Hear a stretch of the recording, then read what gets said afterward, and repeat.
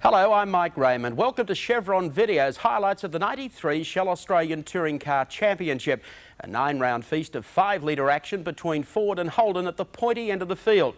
Now for this year, the turbos and 4-wheel drive road rockets have been made extinct.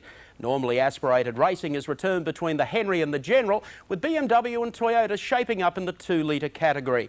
Well, Holden's Thomas Mazera has stolen pole for the Shell Series opener at Amaroo Park, only to be gazumped by Alan Jones in the draw for the Peter Jackson Dash. But by the time the first heat came around, the Czech was back on deck. Hope you enjoy the Shell Australian Touring Car Championship, the 5-litre heat from Sydney's Amaroo Park. And Thomas Mazera gets off the line. Johnson is sideways. Scape goes up the inside route. We'll try and separate them before they make it to the top of the hill. And John Bower on the outside getting the crunch up to the top of the hill. Listen to the crowd as they dive now into Dunlop Loop. And here they come. Mazera's gone wide. Johnson now up on the inside. Scape moves to second. Then coming up on the inside of them was Alan Jones, followed by Glenn Seaton. Boy, we've seen 3 positional changes. They haven't even done half a lap yet. They get to the top of Bitchapave Hill and work to the right-hander of Dunlop Loop, and Mark Scaife is the boy on the move in Winfield #1 car, trailing Dick Johnson. Johnson in the Shell Falcon gets it sideways on the exit to that turn, and here comes Scaife up on the inside. Johnson shuts off the option. Not the right part of the track to try and pass, Mike. He hasn't got the distance. He needs to be closer. As they come across the line, just look at these V8s using all of the racetrack over our speed camera. See Johnson's car snap sideways there under power as he drifted onto the front straight. These things are really moving around this circuit. Mark Scaife has been the fast guy Friday and Saturday. Mucked up qualifying yesterday, but boy, he's really on the pace in race trim. The only way, I guess you could say he mucked it up, he came out way too late.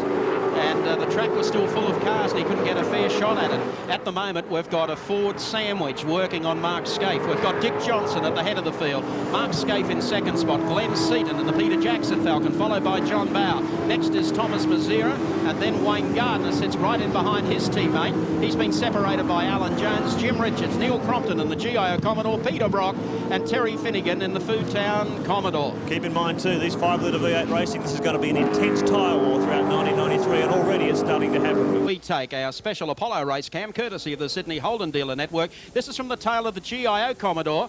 Neil Crompton driving, he's gone a little wide there, and as you can see, there's Terry Finnegan up on the inside.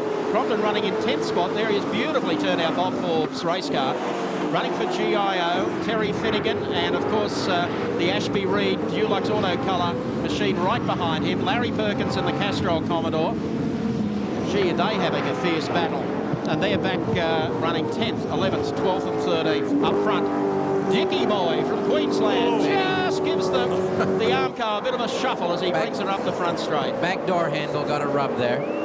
I guess, Alan Moffat, it's a fair indication of just how physical these cars are to drive. They've got big wings and things on them, but as John Bower told me yesterday, they do still move around a hell of a lot on the racetrack. Still requires a lot of energy, and these drivers will be getting so hot with the bonnet heat, under bonnet heat, the exhaust pipes coming through the car.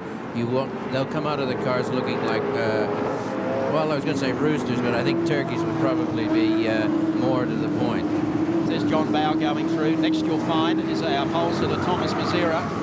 Mazera might get a little luck out of this in that he made a poor start, but he'll get the pole back for the integrated final later this afternoon. They should have 4 laps to go the next time across the strike.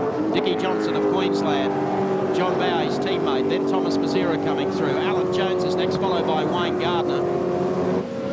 Well, whatever mistake Thomas made on the opening lap, he'll certainly put that in the memory bank. He won't want a repeat of that.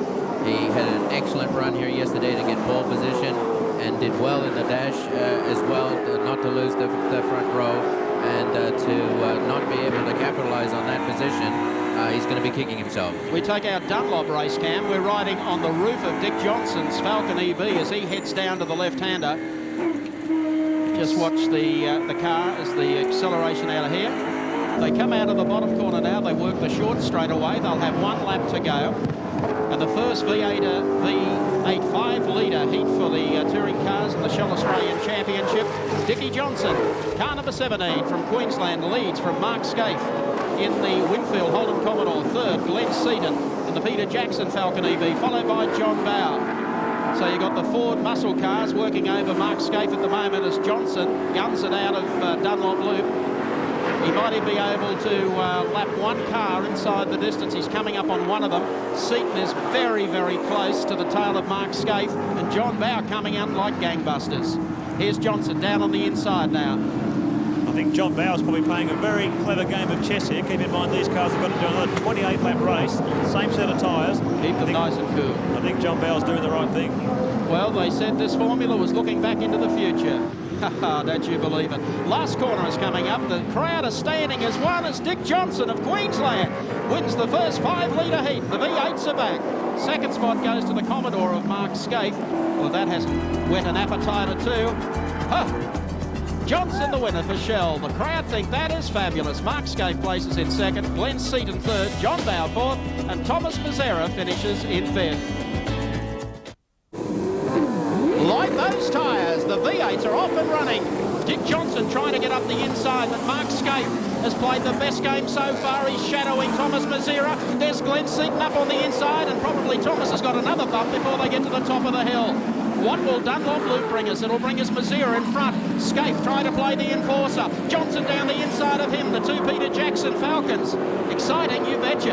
They come out of Dunlop corner. Well, there's one off in the dust there. I thought that may have been Jim Richards. No, it's not. No, it must have been Mark Scaife, as Jim was further back in the pack. So Scaife's gone really wide. 1, 2, 3, 5, 6. He's back 10 in the pack. He's got all sorts of damage. No, that's number 2. That's Jim Richards. So Richards and Scaife's back behind him. I don't know whether they came together or not, but it happened on the exit to Dunlop Loop. Now that has given Thomas Mazzera a break over Dickie Johnson, Glenn Seaton, Alan Jones there in it, then John Bow, Larry Perkins is there. Great start from Peter Brock. Well, Larry Perkins, as he went past the Castrol Commodore, the front of that VL is all damaged as well, so I suspect the contact was between Larry and Jim. Johnson's in big trouble here. John Bow, clean of the Shell cars, he's in second place. Jones sitting watching Grief in third. Glenn Seaton, his teammate, in fourth. Now Johnson, this smoke really is starting to build up. That tyre's starting to get chopped down. He won't have any difficulty smelling that. He'll be a worried boy. It's coming into the cab, and he'll be wondering just how far he can go. Well, as we take our Dunlop race cam, there's Dick at work in the cockpit. The smoke you'll see is at the back of the car. They're coming off the outside. There's Larry Perkins. I think Larry has been discarding bodywork for the last lap and a half, and he has called it quits in the Castrol Commodore. He has a similar problem perhaps to Dick Johnson. Well, there's been plenty of fisticuffs going on. We've got broken up bodywork just sitting at the front of our commentary position. The debris flags are out, so there's rubbish all over the track. It's pretty rough stuff in these opening laps. Well, there's our commentary box. That's what's sitting directly opposite. They haven't got a chance to get to it. Now they do. So Mazzera opens up a 2-second gap over Bow. Two Peter Jackson cars holding station third and fourth. Johnson still hanging on in fifth with that smoke billowing for the back tyre. Neil Crompton I tell you what, Terry, push through the field. Terry Finnegan has been outstanding. He hasn't been up the front of the field, but in the Foodtown Commodore, he and Crompton have been having a great race as Johnson goes off. Tyre has popped. If a tyre has gone, there would have been a very hairy ride for Dick. He's annoyed, as you would expect on the debut. Let's have a look at the replay, what actually happened. There's Dick. He's lost it as they've gone over the top at Bitchapave Hill, and he's just plowed up the infield here at Amaroo Park, bringing the car to a stop out of harm's way, but it's not the way he wanted to start the championship. Here he comes, Mazzera, number 15, Holden Racing Team Commodore VP. Johnny Bow in the Shell EB Falcon. That's the gap. Next will be Alan Jones as Bob Pearson, I think it is, in the Product Commodore. Oh, there's 3 of Stacks them on the mill. Can you believe this? 52's gone into the back of him, and Finnegan has gone into the back of 52. Terry Finnegan will be absolutely shattered. Meanwhile, look at this. John Bow has made up an enormous amount of ground on the Holden hero, Thomas Mazzera. Now, that's what you call slipstreaming, Marquis, right there. Well, now is not the time to jump out of the draft down here, boys. They've got the stacks on the mill. The red flag, I think, is going to come out. Yeah, well, we expected that. The track is virtually blocked down there. Great danger for the competitors. Oh. Bow hasn't seen it. Okay, well, the red flags come out. We'll have a look at this on replay. Terry Finnegan. Have a look at this as we take our race cam. Is Peter Brock coming down to the bottom corner. Whoa. Oh, Wow. thank you. Oh, I don't know what that was all about. The engines fire back into life. 10 seconds away from the start, and ready. Plenty of red tape there on the front of Jimmy Richards' car. At the head of the field, Thomas Mazzera ready for the restart of this. John Bow starts alongside. Bow creeps just marginally, but Bow actually gets off the line better, gets away smartly. Glenn Seaton up on the inside, actually out-wrestles Alan Jones there. They are all at 6s and 7s. Mark Scaife and Jimmy Richards getting away quickly too as we go to the top of Bitchapave. Look at the traffic congestion prompted there, and the GIO Commodore trying to force his path down on the inside. John Bow in front as they come out of Dunlop Loop and work their way down the back part of the course. There's Longhurst going through. He's back with the privateers as the V8s disappear downhill. Thomas Mazzera got extremely sideways coming through the core. He's had another tap. There's another bumper bar. More bodywork flying around. There's plenty of smoke back there too. And there's Glenn Seaton, and look at Mark Scaife up quickly on the inside and pockets. Glenn Seaton. Now we hear that the track surface down there at that corner is starting to break up, which is probably a reason behind some of the drama down there. The driver's certainly approaching with a bit more caution now. Absolutely nothing in this. These fellows are really turning on the best they can. Mazzera's doing a superb job. Scaife is screaming away. Chewing, I think I was looking for the word, on his back bumper bar. And Glenn Seaton. Oh, very hard on the brakes, and there's more body contact there. The front spoiler starts to come Look at off Glenn this car. Seaton, and the Falcon comes down the outside.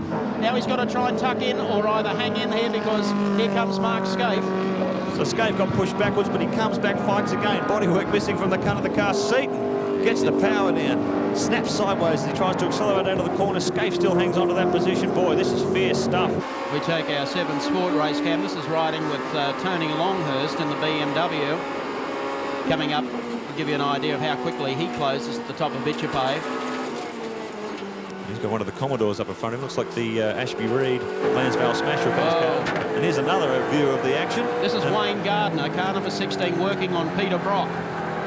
And here he comes down the inside as Brocky gets off the racetrack. Whoop, Brock's off on the rough, gathers it up. That was, Brock was in position 7th, so Gardner takes 7 from him. Brocky drops back to 8th. And really, this is a very impressive performance from Wayne Gardner in his first touring car race. Oh, there's Bob Jones. The Ampol Max to the max, said Bob, and there goes Alan Jones. I wonder if someone's He's trying to bring the front round again and drop the clutch. He'll get back in as fast as he can. In the meantime, as you can see, Thomas Mazzera has fallen. Here is a draft. 3 wide, more than 3. Plenty of fisticuffs going on here. Mazzera has been pushed back 3 positions. He won't be happy about that. Unbelievable. 3 cars wide coming under brakes into that corner. Peter Brock has run into troubles here with 05. He parks to the left on the way to the late corner. John Bow is about to go across and take the last lap forward, which he does now. As we follow in the battle for second, Mark Scaife, Jim Richards, and if there is a mover, look at car number 16, Wayne Gardner. He's picked this whole group up as they head up to the top. And look at... Just see who's on the door here of Glenn Seaton. Bow's open to lead up to 10 seconds, but this is where the action is. Now here's Glenn. He goes the inside of this lap car, and so too does Gardner. Gardner's such a gutsy competitor. He's going to hang on here right to the dead. This has been a run and a half. Gee, we've seen a close one. The last corner coming up. Ford Falcon is going to strike victory here today. John Bow of Tasmania brings the Dick Johnson number 18 car across the line, and he takes the win. Let's check them out for you on the Shell race score. John Bow, the race winner. Well done in the Shell Falcon EV. Mark Scaife second in the Winfield Commodore. Third was Jimmy Richards. Fourth, Glenn Seaton. And fifth, 16, Wayne Gardner, a bottler. Time to get the pedal to the metal, and Gardner gets off sideways in company with Scaife, who immediately moves across, and Gardner says, OK, down the outside. It worked last time. Let's see if it'll work this time. Down on the inside, Mark Scaife, and very, very brave under brakes is Wayne Gardner. He'll dab here. Alan Jones gets up on the inside. He's running in third. Thomas Mazzera is fourth, and on the inside of him, John Bow. Dick Johnson further back in the pack. As we look now from the sweeper, and sitting there in the draft is Wayne Gardner as they come down the back straight for the first time. There's the race. Mark Scaife, the Winfield Commodore, right behind him, Wayne Gardner. Then Alan Jones follows by Thomas Mazzera. Nothing in this one. Nice clean start, almost an equal start from Scaife and Gardner. Scaife took it into the inside line and has held that position. We thought with the speed that Gardner showed in the Peter Jackson Dash this morning, he was going to walk this opening race, but no, Scaife seems to have him under control at the moment. And now that long shot down the straightaway here to the left-hander at Bramble's hairpin. They've got to be careful here. They can't afford to lock up brakes. We saw what happened to Larry Perkins yesterday with a brake lock up, go down to the canvas, blow your tire, and land up in the Simmons Plains outfield. Talking about that, Peter Brock, he's had a little tap from behind by the look of it. There she goes. It's out of harm's way. A touch of Bridgestone, a little bit of blue, red and white. I'll tell you what, AJ won't take up with too much of this running left to right across your screen. Well, he said after the dash that he was very confident in the pace of the Falcon in the back straight. I know Glenn commented in qualifying that he thought the Falcon, because it's got so much downforce, it probably had a bit more drag than the Commodores. But Jonesy was very confident in the amount of power Bo Seaton's getting from these Ford V8s. He's also very determined to Look want at to this. win. Look. Oh, Gardner gets 2 wheels out on the grass, but he manages to gather it up. He was good at motocross too, wasn't he, before he went You to the can do final? that on a motorbike when they're a little skinnier, but these cars do require a certain amount of room. Just had 2-litre cars just being lapped there. That's 7 laps after the start, to give you some idea of how quickly the V8s are rounded up the 2-litre cars. Oh, Alan Jones gives more than a little tap. Get out of the way! Get out of the way! That was a savage one. That was Parnelli Jones type driving. One tap, and if you're not out of my way, you just get another one. I don't think there was too much backing off in the Peter Look at Jackson this. car. Now they're 3 wide as they come through the sweeper. 250 kilometres an hour. Wayne Gardner ducks down the inside of Alan Jones, and Thomas Mazzera joins the battle up. So there's 3 of them locking brakes. This is incredible. Alan Jones and Wayne Gardner. Yes, he's not... Oh, and there goes Jones, Gardner. he's given Jones. Gardner a tap as well. Well, I don't disagree with that one. I think Gardner was absolutely cheeky there, and Jones was showing style of what won his world championship for him. Real aggressive driving. And I think he's if you want this track, take it from me, is what Anyone he's saying. who's raced against Alan Jones said he's a very tough customer, and he certainly showed it there within about half a kilometre of each other. Okay, let's take our Mobile 1 race cam as we ride with Peter Brock. Watch the level of concentration as only Brocky can deliver. Straight through, snap gears, no synchros in these gearboxes. They just go click, click.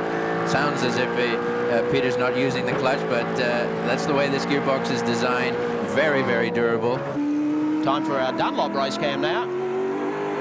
And here's our cockpit shot of Dickie Johnson, car number 17. Dick doesn't appear to be as intense behind the wheel as you've noticed with Peter Don't judge a Brock. book by its cover, please, Michael. He's working. He's thinking about what he's doing. Started wearing sunglasses when he went over to America. I think he thought that was the Richard Petty style, so it was good enough for him. He's got a dark road in front of him with those glasses on. Well, there's the gap he's trying to close. We've got big problems here. Just as we say that, smoke just started to billow from the back of Larry's car, pouring from the back wheel. Would you make a... I wouldn't want to guess at that one. Yeah. I wouldn't want to guess at that one. Certainly wasn't a tire rubbing. John didn't touch him. Just he's got an onboard failure there somewhere. Out of the turn. Final lap. Thomas Mazzera has done a fabulous job running in second. Glenn Seaton unable to run with Mazzera. Jones at this stage certainly has the pick of it in terms of horsepower. Really howling down through the sweeper. Car looks good, nice and stable. Nice rake, Daytona rake as it's referred to, the slope towards the front. Just nice. There's Thomas Mazzera, runs in second. Third, of course, is Glenn Seaton. Next, of course, is Dick Johnson. Tony Longhurst coming up, and checkered flag time for AJ. He finally puts one together, comes across the line and takes the checkered flag. The winner of the opening race of round 2, the Shell Australian Championship over Thomas Mazzera, and of course Glenn Seaton back in third.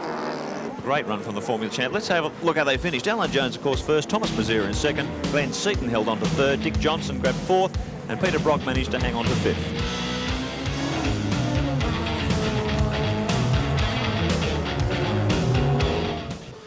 After the last heat, let me tell you, there was plenty of dialogue going on between Alan Jones and Mark Scaife. We can't play the audio to you, but I'll tell you, it was pretty cherry. And Mark really telling Alan about what he did, and you watch out, pal, and I tell you what, that's the way it went. Plenty of revving going on, and we get them off to a good start. Jones and Mazzera side by side, and Mazzera wins the start. And it is going to be pretty tight as they come up to the first corner. Make no mistake about that. Mazzera's got the jump. Moving up smartly here on the outside is Johnson. Can he stop? Yes, he can. And Glenn Seaton's up on the inside of Alan Jones. At the back of the field, there's Wayne Gardner trying to get through. They head down towards the sweeper for the first time, and it's Mazera, the race leader. But the traffic, just have a look at it. Here the V8's bouncing off the rev limiters as they come up through this 250-kilometre-hour sweeper. John Bowe looking fairly competitive as he moves up to the top 6 in these opening laps. And Alan, as you alluded to before with the HRT Commodore, those things are punching out plenty of black smoke. There's plenty of horsepower coming out of these cars. They've reset the program, I think, for sure, because Alan Jones got a great start, but Mazera just powered by him and launched himself into first spot there into the first corner. Jones aggressive on his back bumper bar already, as is everybody else in the field. And we go inside Peter Brock's Commodore VP with Mobile 1 race cam, working back through the gears as he swings into this very tough left-hander. Mark Scaife has already disposed of him, as we saw on the back straight. Sitting right behind Brocky, and we'll see whether he mounts an attack at this stage. It'll be Wayne Gardner in the Holden Racing Team Commodore. Well, Brocky started well, was inside the top 10 for this second race, but there's a few hot shots have got by him so far, and he's got another one sitting on his tail trying to make ground as well. Brocky checking out the mirror. Glenn Seaton in big trouble here with the Peter Jackson Falcon. He slowed dramatically. We saw a puff of smoke from the car. You'd have to guess what that was as the field streams past. You'll see Seaton, there he is, off to the right-hand side as the field picks him up. That's a great disappointment for Seaton. As Crompton now carrying our GIO race cam, has Jimmy Richards sitting in behind him. They come beneath the start-finishing line. That's how close they go to the guardrail there, up on the inside to the left-hander at Bramble's hairpin. These rear view pictures just show how dramatically drivers can get. Oh, look at that. Oh, almost. Oh, definitely Bang. touching.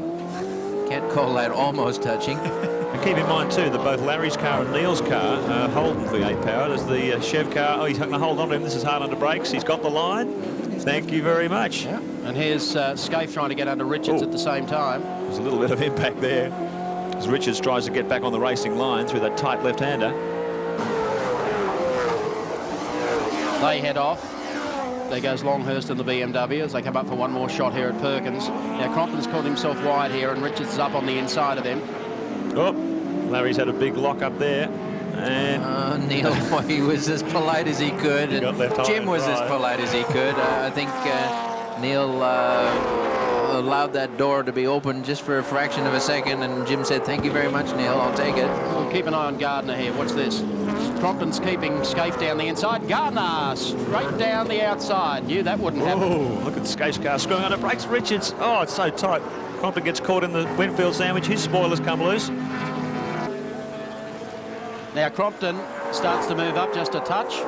Wayne Gardner was much closer a lap or so back. He moves up on Crompton's tail now. Keep in mind, there's 4 cars ahead of this incredible battle. Still Thomas Mazera leading the... Oh, and Larry's gone offline. Yeah, start of the lockup, and with a lockup like that, he'll go wide. He squeezed Gardner. Steers off the track, and that's all that Jim needed. Just a momentary lapse there, and it can't do that. If your brakes lock up, you lose control. That's done Wayne Gardner no favours. Brock moves up on the tail of his car in the Mobile 1 VP Commodore. You can't ignore the performances of the 1,050 kilo BMWs there, hanging onto the back of the V8s on what is a power circuit. So the gap from first to second, Thomas Mazera to Alan Jones, is 1.38 seconds, and the gap from second to third, 5.6 seconds, the 2 Shell Falcons. So, and Gardner says, hang on, how can this happen? And this is back from Peter Brock's race cam.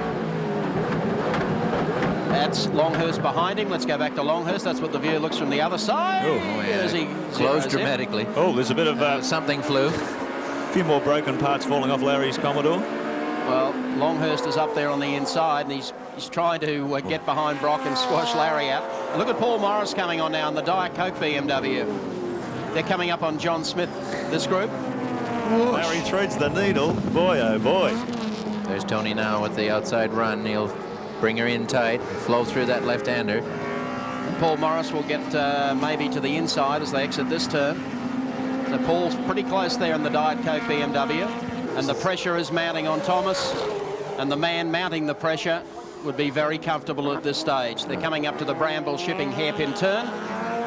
Here comes Jones. Moment of truth for Thomas Mazera. Jones through. Oh, he gets it sideways, careful. but he's gone. A calculated risk. He pulled it off.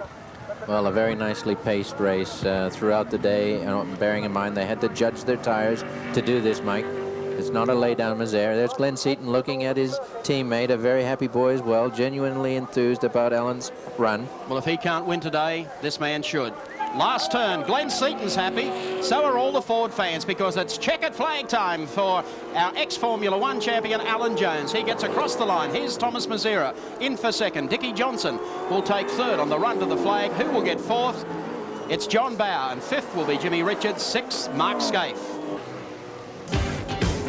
Let's recap those for you on the Shell race score. Alan Jones, the winner, both heats here today at Simmons Plains. Thomas Mazera in second spot, John Bower in third, Dick Johnson in fourth, and Jim Richards showing as fifth placeman.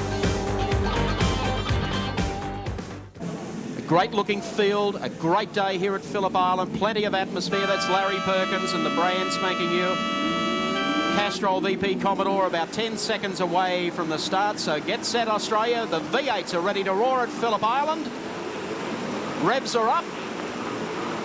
Flags down. Seaton and Johnson side by side. Bow, the best start of the lot of them. Bow split a couple of cars in the start as they rush down beneath the Dunlop Bridge and look for JB in the second Falcon. And here he is trying to split them as Johnson leads Glenn Seaton into the first turn. And Perkins up on the outside. The two Winfield Commodores go through. And nestled somewhere in there is Wayne Gardner as well. What a start. Well, they're all looking for this second corner, Mike. It was all right to get off through the first corner, but this second loop is important to the run up to Honda corner.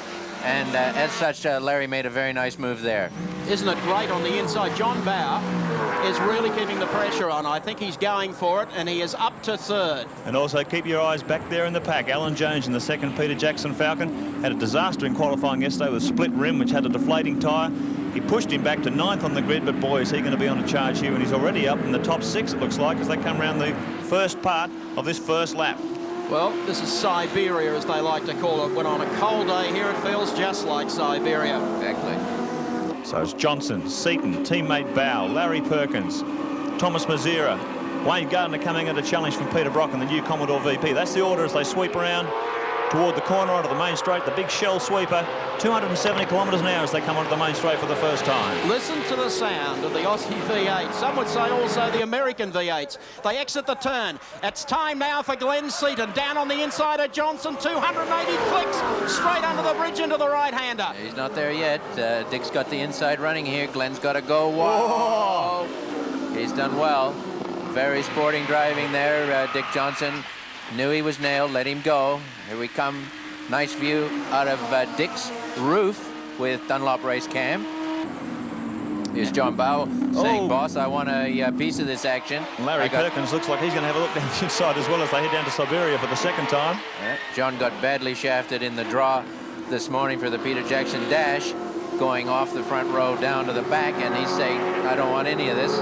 What's this? Alan Jones down the inside, pushes Thomas Mazera wide.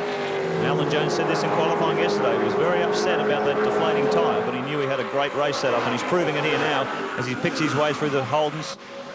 Two Winfield Commodores follow him across the line as they come into our speed cram, but just an idea of how quick they are.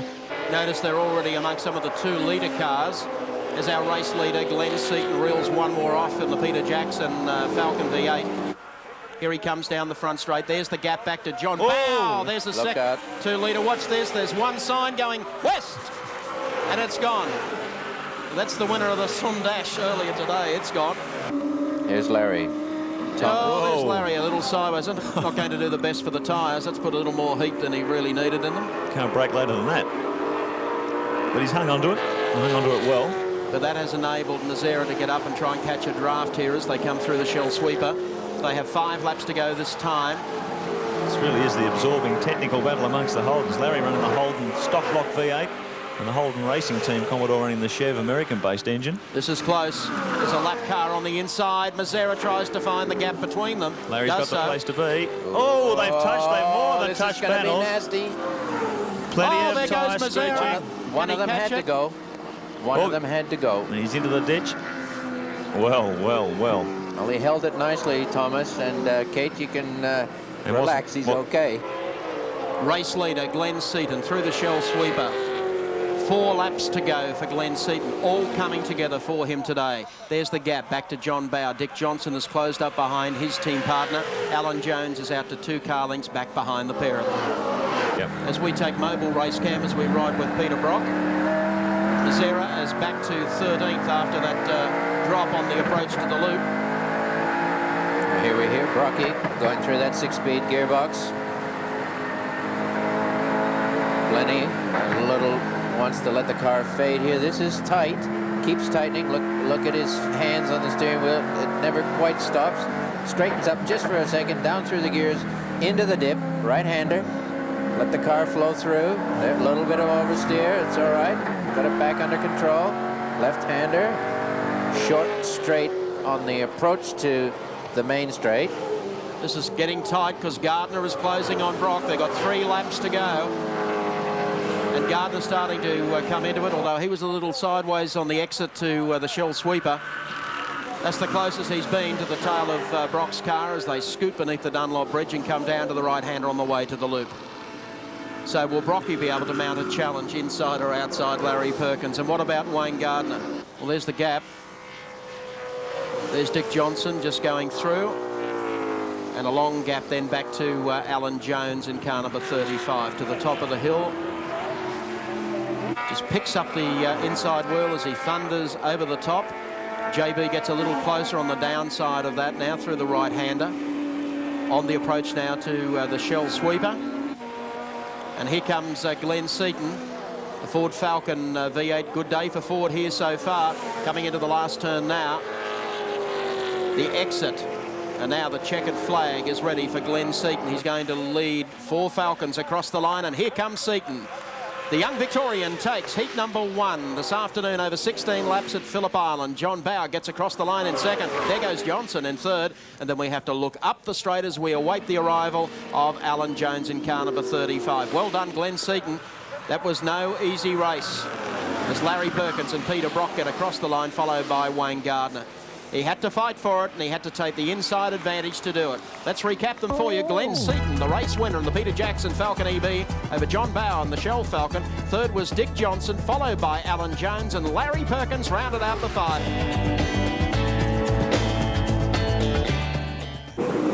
10 seconds away from the start. Heat number 2 at Phillip Island. Glenn Seaton, car number 30, the Peter Jackson Falcon. And right alongside him, John Bower. It's Seaton off the line, but Bower picks up another gear and takes the lead. As they go beneath the bridge, it looks like Neil Crompton has stalled on the starting line in the GIO Australia car. But it's John Bower who will lead them down this Crompton's GIO number 7 car as they sweep down towards the loop for the first time. Perkins got away to a reasonable start, not a good start by his standards, and JB takes command. Glenn Seaton in second, Johnson is third, and it looks like Wayne Gardner may have made it up there in company with Thomas Mazera as they sweep through the loop, and the little BMW there of Tony Longhurst is in contention. Yes, he is, Mike, and that's where paying dividends from the first heat. A good finish in the first heat gave him a good starting point, or a better starting point than he had earlier. And here we have Alan Jones, and Jones has made contact, has he? Is 16 sitting there, and that of course is Wayne Gardner. I notice a whole group of cars coming together in that bottom corner, so Gardner. The John Bower will lead them round. Glenn Seaton in second position. Dick Johnson completes the Shell sandwich. Let's have a look as we take our race cam. Exactly what happened here. Alan Jones getting a back wheel up on the curb. Well, I think he tried to avoid him. Might have been one of those. And Seaton already showing that he wants to go to the front and lead this one. But he'll have a hard man in front, John Bower. He won't leave too many gaps open. Oh, we've had one back here, Peter Brock and Larry Perkins getting together. The crowd loved that. Not quite sure if Brocky did. There's the rest of the little bimmers going through. As John Bower sees car number 30, Glenn Seaton, go up the inside of him to take over the lead. There's third, Dick Johnson, and fourth is Alan Jones, our ex-Formula 1 champion. And the gap from first to second is 3.26 seconds as Jones gets up on the inside. Race cam shows it. Jones up here pressuring away on the inside and takes third spot. Here's Gardner coming in for his stop. He's telling, and he doesn't look very happy at all, Wayne. No. That almost... He dropped the clutch in front of the start-finish line here, revving the backside off those tires. No, as Alan has pointed out, JB's doing a bit of defensive stuff here, because you notice they were able to run away and hide virtually from Dick Johnson. And since Jones caught the pair of them, split them, and now sits in behind Bauer, he has been unable to do anything with it. Well, he's getting close now. He's starting to get into Parnelli Jones territory again. Just to think about a tap and just let him know that he's serious about it. We did see what seemed like hundreds of kilometres of bumper-to-bumper racing with John Bauer in the Sierra and Tony Longhurst in the BMW last year. And really got an excellent graphic illustration of JB's racecraft. And he's one of the most aggressive racers around. So him and AJ, there's sure to be fireworks as the race develops. He doesn't succumb to pressure.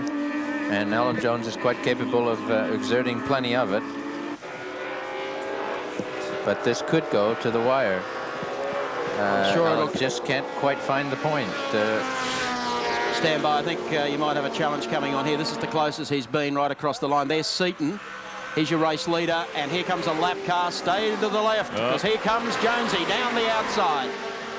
Still got the pedal to the floor. No, and he's going to wind up here behind Peter Dillman. No, he makes it. So Alan Jones gives the PJ team a 1-2. Dunlop race cam. Dickie Johnson, Pride of Queensland, in the cockpit. How's it go, Dick? Yeah, okay. How's it going, Dick? Oh, still going. Yeah, I know that. Back to, what, 4th? Yeah, we've got shuffled back a bit, but, you know, that's obviously the nature of the way our cars are. We're not making any excuses. Like the Peter Jackson cars are going terrific. How much do you think the horsepower deficit is between the two teams at the moment? Well, I think it comes down basically to the amount of testing they do here, and they've obviously got a very good setup, and their tyres are working very well here. I think they're lucky it was a cool day. Yeah, that's a plug for your rivals. Now, when you go to Queensland or Lakeside for the next round, you should have the wood on most of them. Well, I hope so, Mike, because I'd really like to win in Queensland. Oops. Trouble here for Larry Perkins, who's slowing. That's bad luck, because he has been an outstanding performer here today in the Castrol number 11 car. That's a pity. And in the meantime, car number 30, Glenn Seaton, headed for the top end of the circuit near Lukey Heights. Jones closing a little as Glenn backs it into conserve mode here for the last couple of turns. Might be looking at a little close form finish, but keep in mind JB's only a couple of car lengths. Too formish. He's closing hand over fist in this last quarter of a lap. He certainly is. They're heading up to the Shell Sweeper now for the final time. Car number 30, Glenn Seaton. Well, if the fans came expecting a Ford victory at Phillip Island today, here's a very happy team as they wait for their driver. Bo Seaton waits for his son, Glenn Seaton. They come out of the final turn. And Glenn Seaton in car number 30, followed by Alan Jones, as they come down to the line, side by side almost, for that beautiful form finish. They've done it here today at Phillip Island. John Bauer takes 3rd, Dick Johnson takes 4th, and a long way back to 5th and 6th. So Glenn Seaton, car number 30, the Peter Jackson Team Falcon, wins from teammate Alan Jones. There's confirmation for you on the Shell scoreboard. John Bauer places in 3rd, Dick Johnson 4th, and the first hold at home was Thomas Mazera in the Telecom Mobile Net Commodore. A fabulous 1-2 for Glenn Seaton, Alan Jones and the Peter Jackson team at Phillip Island. And what about that crowd? Just under 30,000 spectators.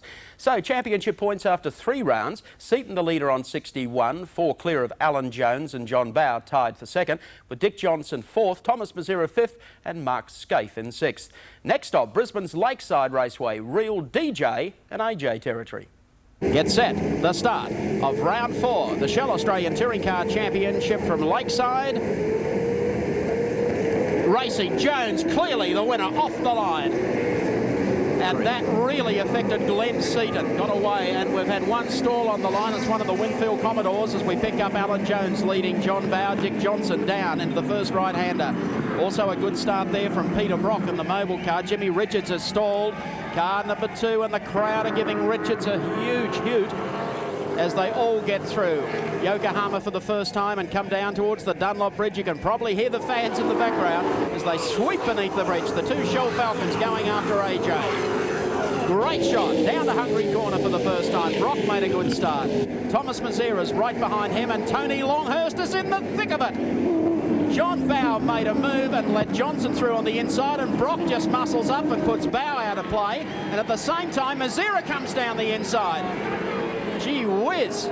John Bauer couldn't have selected reverse gear better. Watch this, they blow by them on the outside. We take Peter Brock's race cam, courtesy Mobil 1. They head up the hill again.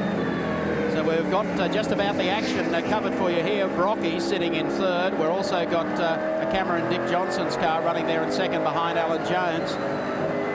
And see if Brock can make up some ground down here. This is as tight as we've seen it all season. 1, 2, 3 within a blanket. Going to be a real scrap here over 28 laps. This is third, fourth, and fifth. Mazzera, Bow, then Glenn Seaton and Tony Longhurst sitting in behind. Is it going to be a giant killer day? Hand goes out the window. Mazzera has a problem. He's smoking. I detected that a couple of laps back, so he's headed for the pits. Hasn't been the best of weekends for the Telecom MobileNet team. Well, 75, one of the Toyota Corollas, that's Frank Binding, has gone off. Frank was out of that in a hurry, let me tell you. We take our Dunlop race cam. Dick Johnson hounding now race leader Alan Jones over the top and down the roller coaster now to the right-hander. We're on Dick Johnson's home turn. He's been through this corner 1,001 times. Could drive the circuit with his eyes closed. I think he's fair to say he's got Jones in his sight. It's Dick Johnson. Oh, this is great, this battle up front, isn't it? Making overtures as though he wants to lead this in front of hometown crowd. Johnson gets up the inside. Jones just went a little offline. Now watch Brock. Brock has got all excited about this, looking at picking up second, so Jones is going to sit and harass Johnson now. And listen to the crowd, they love it. The locals in front. They had one go in. Larry Perkins has gone in at the carousel in car number 11. But fortunately, he hasn't made contact. Well, yes, he has, just with a couple of the tyres, so it was a soft landing. Listen for the cheer as they come around here onto the home straight with Dick Johnson in front. It's like Peter Brock there with crack to the windscreen in the Mobil 1 Commodore as he follows this draft down the front straight. Oh, yes, the crowd love this. Well, they've all got laminated screens by regulation. There's no way that's any danger to Brocky. In fact, anybody serious about their health, long-term health, should always have a laminated windscreen. He might need a laminated rear here in a moment. He's working Alan Jones over pretty well, let me tell you. I think Alan missed a gear in the middle of the carousel, or he just went a little bit wide under brakes, but Dick Johnson didn't miss a beat. He didn't miss a millisecond. Oh, trouble here for Mark Scaife in car number 1 on the entrance to the carousel, and he's put it around sideways. Not the best so far for the Winfield team. Jim Richards' car is out of this race, and Scaife has had a spin. We take our Dunlop race cam. Shows you how busy it is, and Alan, you might like to explain for us. Yes, this is the telemetry coming from Dick Johnson's dashboard, local Queensland company, the electronics company that have been working with him. He's got his foot on the brake. The revs have gone down to 4,000, 5,000. Now he's accelerating up 6,000 RPM. You can see the speed, almost 200 kph. Just a tap of the brakes as he came onto the straight. He's in 4th gear, up to 5th, up to 250 kilometers. He's up to 7 and a bit. Might have just touched the rev limiter there when you saw the needle go to 7.5. They're almost 275k as he hits the carousel. KPA down to just over 100. He's feathering his way through. Up, more acceleration. 6, 7, 7, 7, 5. Quick change. You hear that, just that little click on that Hollinger 6-speed gearbox. He's only using 5 of those gears around the top of the back straight there. Watch for the brake light to come on in a second. There she goes, down to 3rd. Left-hander up the hill, accelerating again. Almost max rev, 775. Brake for the right-hander. Down only a little over 100 around the corner. And down the hill, we'll see the revs go up again. 6, 7, 7, 7, 5. Change. Brake, tap onto the main straight. He's in 4th gear.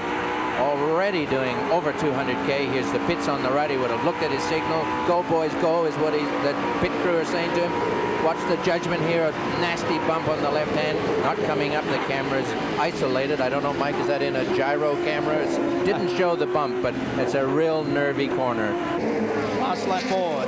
1 to go. Dick Johnson of Queensland leads this one. Colin Bond breaking the gap. So a couple of lap cars now between Dick Johnson and Alan Jones. Is the exit to the carousel, and Johnson, wait for him as he comes over the top. Yes, I think Alan Jones buttoned off a bit as well, Mike. But a great, great drive by Dick Johnson. It might be his home circuit, but give him a half a go, and he'd take advantage of it. Had the Ashby Reed car coming up to have a lap put on it by Dick Johnson. Johnson to the top of the hill, goes on the inside of Heffernan's car. Now the run downhill. I tell you, this is going to be a popular win. There's an enormous crowd here at Lakeside today. They've come to see one of 3 Queenslanders in the outright class win. They're going to get a dividend because Dick Johnson, car number 17 for the Shell team, across the line. He takes heat number 1 with our Shell race draw. Well done, Dickie Johnson. A win here today. Jones finishes in 2nd, Brock 3rd, Bow 4th, Seaton 5th, and there's more action to come. Jones won the start in the first one and got across the side of the road. Can he do the same in the second? Off the line, yes. Away goes Jones. Bow down the outside at this stage of Dick Johnson as they head down to the carousel for the first time. And look at Jones getting across to the inside. Tony Longhurst, a brilliant start, and also a good one from Peter Brock with Glenn Seaton right behind him as they go into the first turn. The exit to the carousel. AJ leading from John Bow, Dick Johnson, then Peter Brock. We've got a real Holden versus Ford war going here at Lakeside as they come down to the bridge. Dick Johnson had the 2 starts. He had 1 and a bit, a long red light, and it cost him the start. A brilliant start by Alan Jones. Bow took advantage of Dick's stutter, if you like, on the line. Oh, there's Seaton just dabbing the brakes as he tried to get inside of Brock. They're coming up on a lap car that'll stay to the left. One of the Toyota Corollas. There's the speed difference. He's just about as close as he can be to Brocky, and Joss doesn't seem to have enough snap. The gearing must be very similar on these 2 cars. A lot of talk about how superior the Fords are in this series so far this year, but Brocky's certainly given them a run in his Commodore today. And look at Seaton. He is just all over the tail of Peter Brock. And Longhurst, while ever Brock can hold Seaton up, has got a chance here of maybe getting a run through if Seaton is able to find a gap here on Brock. It looks like one of the Diet Coke BMWs, the 24 car I think it was, in strife there, Jeff Fall, has parked it up against the concrete wall on the run to the Shell corner. Well, nobody making any mistakes coming onto the straight. Quite a difficult corner to get as much speed as they can down the straight. Get maximum RPM down the main straight. Glenn really now trying to harass Brock. Thomas Mazzera, a non-starter. Here we go. Oh, beautiful pass there. Race cam on the Mobile 1 Commodore. Peter Brock showed it, and that's exactly what I thought would happen. Tony wasn't asleep. He thought he saw an opportunity, and a very smart move on his part. The thing that is interesting here, Johnson still tailing John Bow, but you'll notice that Glenn Seaton has been able to pull up on the tail of them. He's gaining on them rapidly, and Gardner is gaining on the tail of Tony Longhurst and Peter Brock. Yes, I don't think there's any doubt about the fact that Brock held Seaton at bay for a number of laps there, and in the process, Longhurst. GIO race cam, Neil Crompton's car, Larry Perkins right on his hammer. Nudge, nudge almost. Under the Dunlop Bridge. And room, oh, there he goes on the inside at Hungry Corner, and this is one of the Winfield cars. Must be Mark Scaife, No, is it? that didn't work. Not enough room. Jimmy Richard and Mark Scaife still out there circulating. This is only Larry's 2nd run in this car, the new VP, and not as happy with his chassis setup in practice and in qualifying. Very undulating. That's where you can notice that bump in the kink, isn't it? Where you can see race cam out the back. Out the back, you see the undulations for sure. Oh, I can't get any closer than this. He's going to take that GIO sign off in a minute. Yes. There's Mr. Beta, a computer company in Melbourne supporting Perkins Engineering. So Crompton doing a good job on the run down to Hungry Corner. Larry's made a couple of dives here under brakes before.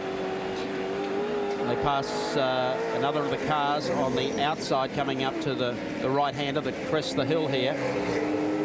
That's that group that we've been following. Crompton, of course, followed by Larry Perkins and the Castrol machine, and then the Winfield Commodore. But up front, AJ. Seems to have them at bay. There's quite a gap between him and John Bow. Michelle Fords can't seem to close on him. Look at Falcons 1 to 4. BMW running 5th. Johnson carries out Dunlop race cam. He makes the exit. to come on to the start finishing straight here at Lakeside. Goes past our commentary box into the left-hander, full tilt at about 280 kilometres an hour, down through the gears to the right-hander. And that's what the view looks like from the roof of Johnson's Shell Falcon. Up onto the back straight. Bit of traffic in front. Some decisions here past the slow car.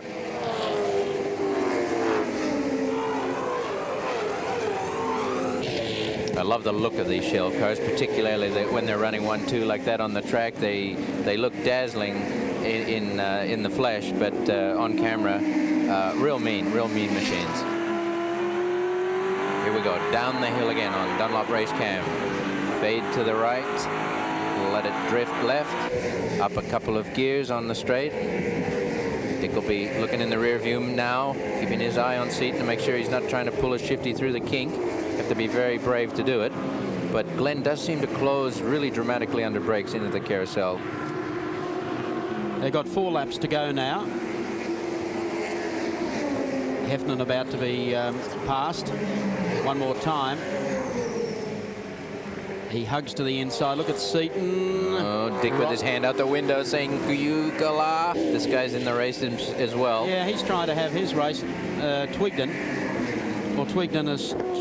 He didn't twig quite quick enough. He didn't twig, and he flashed right across in front of Tony, so that just spoiled about another 50-metre gain. The girls from Shell love this. Come on, Dick, they're cheering him on. I hope they're cheering for Alan Jones as well. The exit to Hungary Corner, now up to the top of the hill for the final time. Tony Longhurst has thrown everything at these cars today. Horsepower has beaten him. Last corner is coming up. Well, he won the World Formula One Championship a week ago. He won the Bathurst 12-hour, and today he strikes gold. Once again at Lakeside, Alan Jones takes the win. Let's check them out on the Shell race score. Well done, Alan Jones. He just keeps on winning. Dick Johnson finished second. John Bower was third. Glenn Seaton fourth. And Tony Longhurst fifth. Ready to go at Winton. Off the line. Goodbye, says Glenn. And there goes Alan Jones down on the grass. Tries to get a start. Wayne Gardner in amongst all that lot as Seaton will lead him into the first turn. Johnson dropping into second. Mark Scaife was up smartly into third. We've had one go round. It could be Gardner in the middle of the pack. There's 2 of them in the dust bag. I saw HRT there somewhere. Well, they try to square it up as they go through the turn. That dust bowl there, and one stalled in the middle of the good. Now he gets going. Does it? Gardner does a full 360 and lights up the bags. The crowds thought that was marvellous. But that is an expensive day so far for the Holden Racing team. Mazzera going off in the dash and Gardner not making the first turn. Well, a great start by Glenn Seaton. Dick actually jumped the start. He thought better of it. Here's another one in the dust. Smearden, the Protec Commodore. Yep. Well, he's back and running as John Bower tries to make up a little ground on Mark Scaife. And for Holden fans, Mark Scaife and the Winfield Commodore is now up to third, holding John Bower at bay, and then Alan Jones in 35. You'll see a very aggressive Alan Jones work his way to the inside as they come out of that corner. Has he got enough acceleration? Scaife stays to the outside, now closes the options off as they head down into the first turn. Order unchanged. Well, one's gone off down there, and I think it could have been Johnson. In fact, it is. Dick Johnson, car number 17, is limping through the bottom corner. Well, that turn 1 has really been taking its casualties today, Mike. We've had all sorts of incidents. Real Congo line here. That's a good description of it too, Alan, the Congo line. John Bower, the 18 car. Alan Jones sits right on his tail. Then it's Thomas Mazzera. Tony Longhurst, a good start. Brocky is there, so too Jim Richards. Neil Crompton there, the GIO car not too far in arrears to them. And Larry Perkins, it looks like one of the B&H cars has gone off. Car number 20. Holding it nicely. A big swooper here, gradual left-hander. 4th gear, floating the car, tightens up here. Jab of the brakes for a tight right-hander. Still holding that Shell Falcon at bay. A right-hander. Another jab on the accelerator down to the right-hander here. I got my rights and my lefts mixed up there. Right-hander here onto the main straight. Yep, I've had enough of it. Watch out for Jonesy! And Jonesy finishes off Thomas Mazzera. Scaife goes round. Brock tries to get back through the infield. Alan Jones has had a problem. Here's a replay, as you can see. Bow gives him a tap. Well, he doesn't back off, Mike. It's more than a tap. He's laid into him and just constantly pushed him. There's Mark Scaife looking out the window saying, "What the hell are you doing, mate?" So JB gets him around. Brock goes for the infield. Brocky lucky to miss him. Alan Jones on his way back to the pits at Winton Raceway, puts the jacket on. His first heat is done as Neil Crompton and the GIO Australia Commodore is holding Larry Perkins at bay. Peter Brock is right behind them. He survived that bump and grind coming out of Tooheys Corner. Well, this is a scrap of scraps we've had, I think, just about as dicey in all the 4 rounds. But Winton always forecast that things would be tight here. It's impossible for people to get too far away, although Glenn Seaton certainly having a dream run in that respect. This is the battle for 6th, 7th and 8th as Perkins looks down the inside of the GIO car. Can't do anything about it. Very hard to drive this close too, Mike. He really is using all his metal and extremely hard on Larry and Brock to be able to drive that close to a car in front of you and not touch him. The headline being not touching. That's true. Larry has been diving to the inside, then to the outside, just eases out a little bit, no contact. You can see the front of Larry's car is still totally intact. No bumps there. But it must be coming frustrating. He's trying to say to Crompton, come on. Bit of a tap there. Get up, says Crompton, and Perkins says, that should fire Larry on. He runs across. Oh, yes. Now, there was a little bit of, I told you so. Neil lost his cool. Oh, there's one that's gone off the Diet Coke car just on the exit. Jeff Fool. Yep. Have a little problem coming up through the S's there. Along the start, finishing straight. John Bauer. Tony Longhurst is all over him like a crook suit. There's not much he can do about it because that Falcon seems to have got wider. Well, it's not that it's actually got any wider, Mike, but he's definitely, if Tony makes the mistake of going up alongside John, John will just turn left or right, whatever suits him. And it will be at Tony's peril. He can make this look good, and he can make it look frustrating, but in reality, he's running 3rd, John Bowes in 2nd, and there isn't going to be much he's going to be able to do about it. Well, if you're in the Bimmer, what's the only part of the track you believe you'd have a shot at him? On the inside of the first turn? No, well, he's got to actually cut this hairpin and try and slingshot himself down the main straight and pull out of the slipstream. He's doing everything he can. I mean, we don't have to ask whether Tony Longhurst has got driving credentials, but it's just one of the, here he comes. But at his peril, because that Falcon will just slice that BMW right in 2. Now, isn't this a scrap? This is Brocky. Dick Johnson trying to clear him through the field. Looks like Wayne Gardner in amongst them, who got around sideways in the first turn, has made up an awful amount of ground. Well, Brock's still not been able to get by Perkins. Another determined fellow when it's a question of letting anybody by. You pass Larry Perkins, you don't get given any opportunities. But Johnson, a superb drive coming back from 19th, back up onto the tail of this group. And Wayne Gardner's run to join Johnson. He's been held up just marginally by Peter Brock. There's Gardner going through on John Smith in the number 6. Here we have John Bauer still running in 2nd. Tony Longhurst is in 3rd spot. That has unchanged over the past 10 laps. And John just making certain that the Winton track is just a touch narrower for Tony to work with. So they come out onto the back straight now for the final time. Glenn Seaton is already at the end of the back straight, and here he comes, car number 30. What looked like being a rather dismal day after drawing 6. He finished 2nd in the dash. And the baby-faced assassin strikes at Winton, heat number 1. Glenn Seaton. Let's check them out for you on the Shell Racecourse. Seaton the winner, and that puts him to the top of the championship point standings. John Bauer finishes in 2nd. Tony Longhurst 3rd, Jimmy Richards 4th, and Paul Morris 5th. 10 seconds away from the start now. Red lights on. Shortly turn to green. They're racing. Heat number 2. Longhurst, like a blitzer off the line, moves straight across to the inside. Seaton muffed that badly. And moving up to the outside, it's Paul Morris. And he's in the middle of a BMW sandwich as Richards tokes it down on the inside, looking for 3rd place. Gets Morris sideways, so Morris goes off the racing circuit. Fairly adventurous in that first corner, and he'll now go to the back of the field. He'll come back out onto the racetrack, and that's exactly where he's running. Dead, motherless last, 23. Bad shot there. 2 have already gone off the circuit elsewhere. We'll pick them up later, 2 of the 2-litre cars. as they head up to Tui's corner with Longhurst leading and Glenn Seaton just sitting in behind. There's 24 full getting back on the field and also 36. Well, plenty of action from the BMW team, and Longhurst an absolute immaculate start. I don't think Glenn got a bad start, but that BMW just slingshotted itself off the line like something we've never seen before. Here's Glenn letting him know he's in the act. This will be interesting. This will be it. Down on the inside, the crowd just screaming to see the Ford and plenty of opposite lock. They have gone berserk along the straight as Seaton takes command. They believe that's probably where he should be. There's another one. 20 is also out. He received a bump on the way through John Blanchard, the second of the B&H BMW. It hasn't been the best of races so far for them. So plenty of aggression coming out of the Mobile 05 car. And Jim Richards holding an old partner at bay. Jim Richards and Peter Brock, 3 times Bathurst winners together. Nice move there by Brocky. Certainly was. Alan Jones coming back out on the circuit. He went a little bit on the wide side, so he's dropped 1 spot.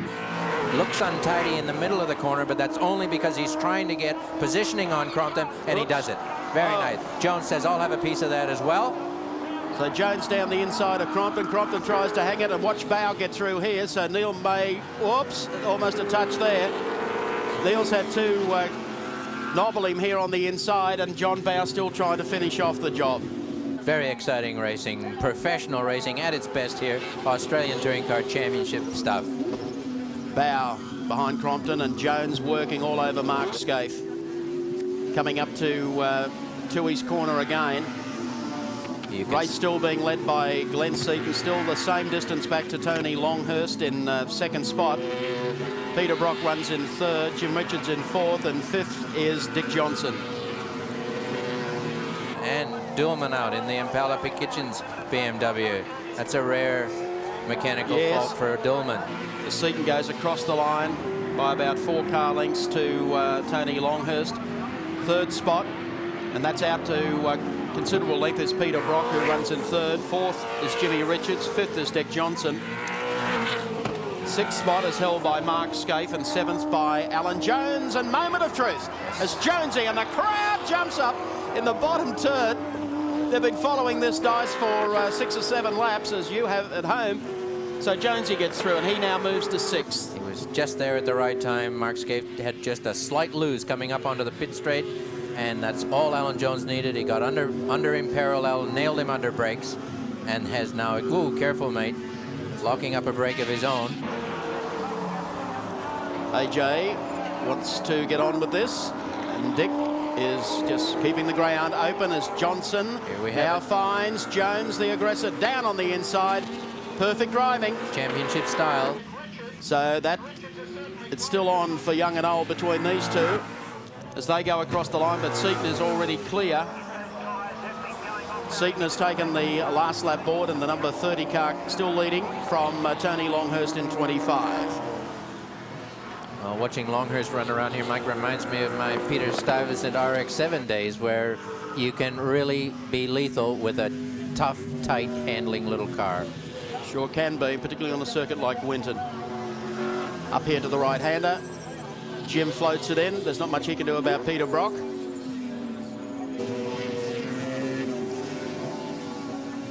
Trying to position himself. Here he comes. Glenn Seaton, car number 30. Getting the checkered flag ready. Boy, oh boy, what a performance today at Winton. The kid does it again. Car number 30 across the line. Glenn Seaton takes the championship round today. Tony Longhurst finishes 2nd in the 2nd heat here this afternoon. And Peter Brock trying to hold on to 3rd as they come up to the series of final corners. And Brock gets out of here, floats the tail out, and Brocky picks up a 3rd, just clear of Jimmy Richards in car number 2. Alan Jones, 1 back behind them, and Dick Johnson. What a race, the 2nd heat this afternoon. Fabulous drive to Glenn Seaton. We'll check them out for you on our Shell race score. Seaton, the winner in car number 30. 2nd spot, Tony Longhurst, the Benson & Hedges BMW. Brocky finishes in 3rd, Jimmy Richards 4th, and Alan Jones, the top 5 today.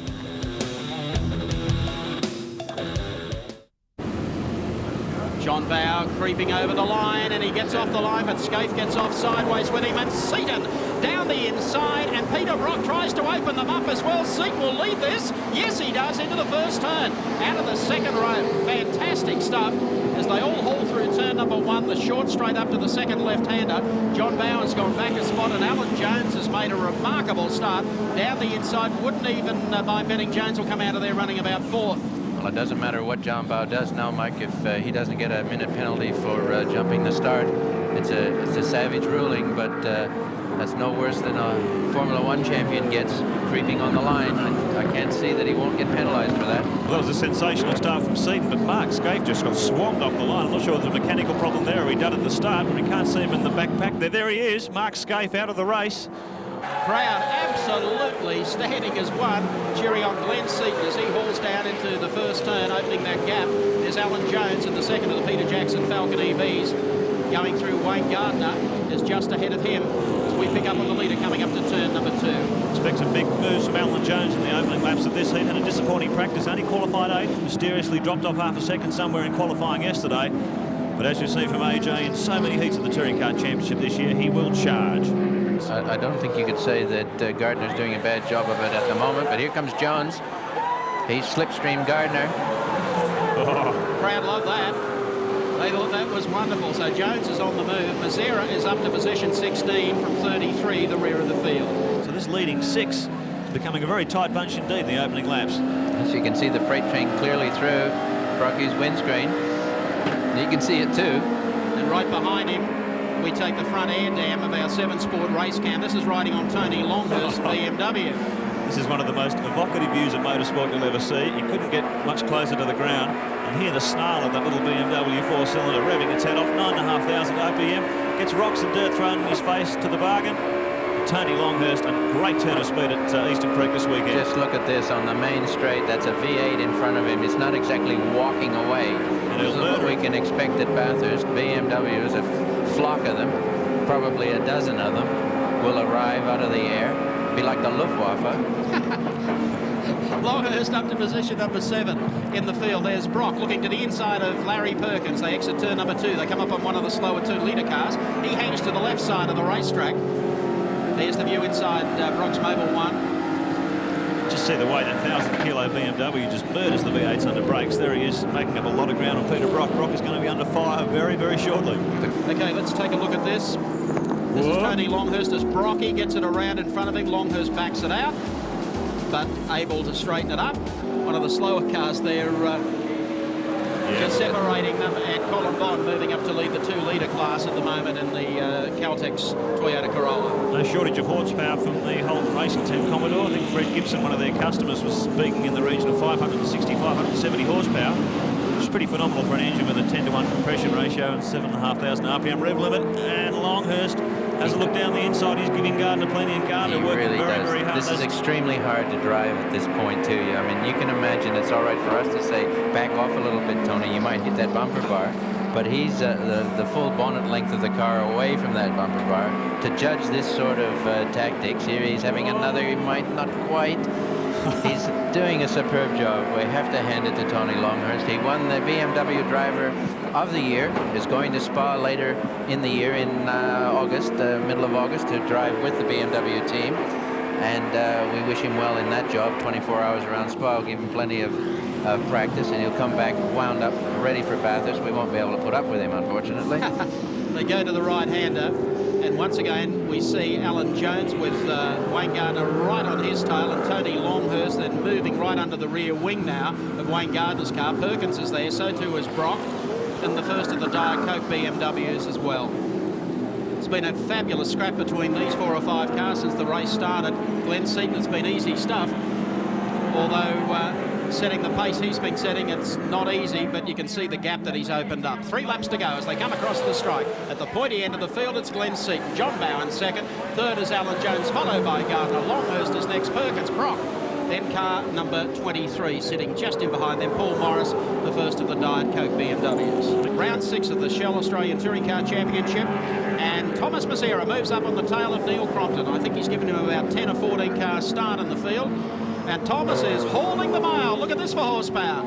The GIO car feeling the brunt of a little more poke from Thomas Mazzera. So Crompton goes back one in the pack, tries to sit in behind Thomas, but Mazzera has done a fabulous job from the back of the field.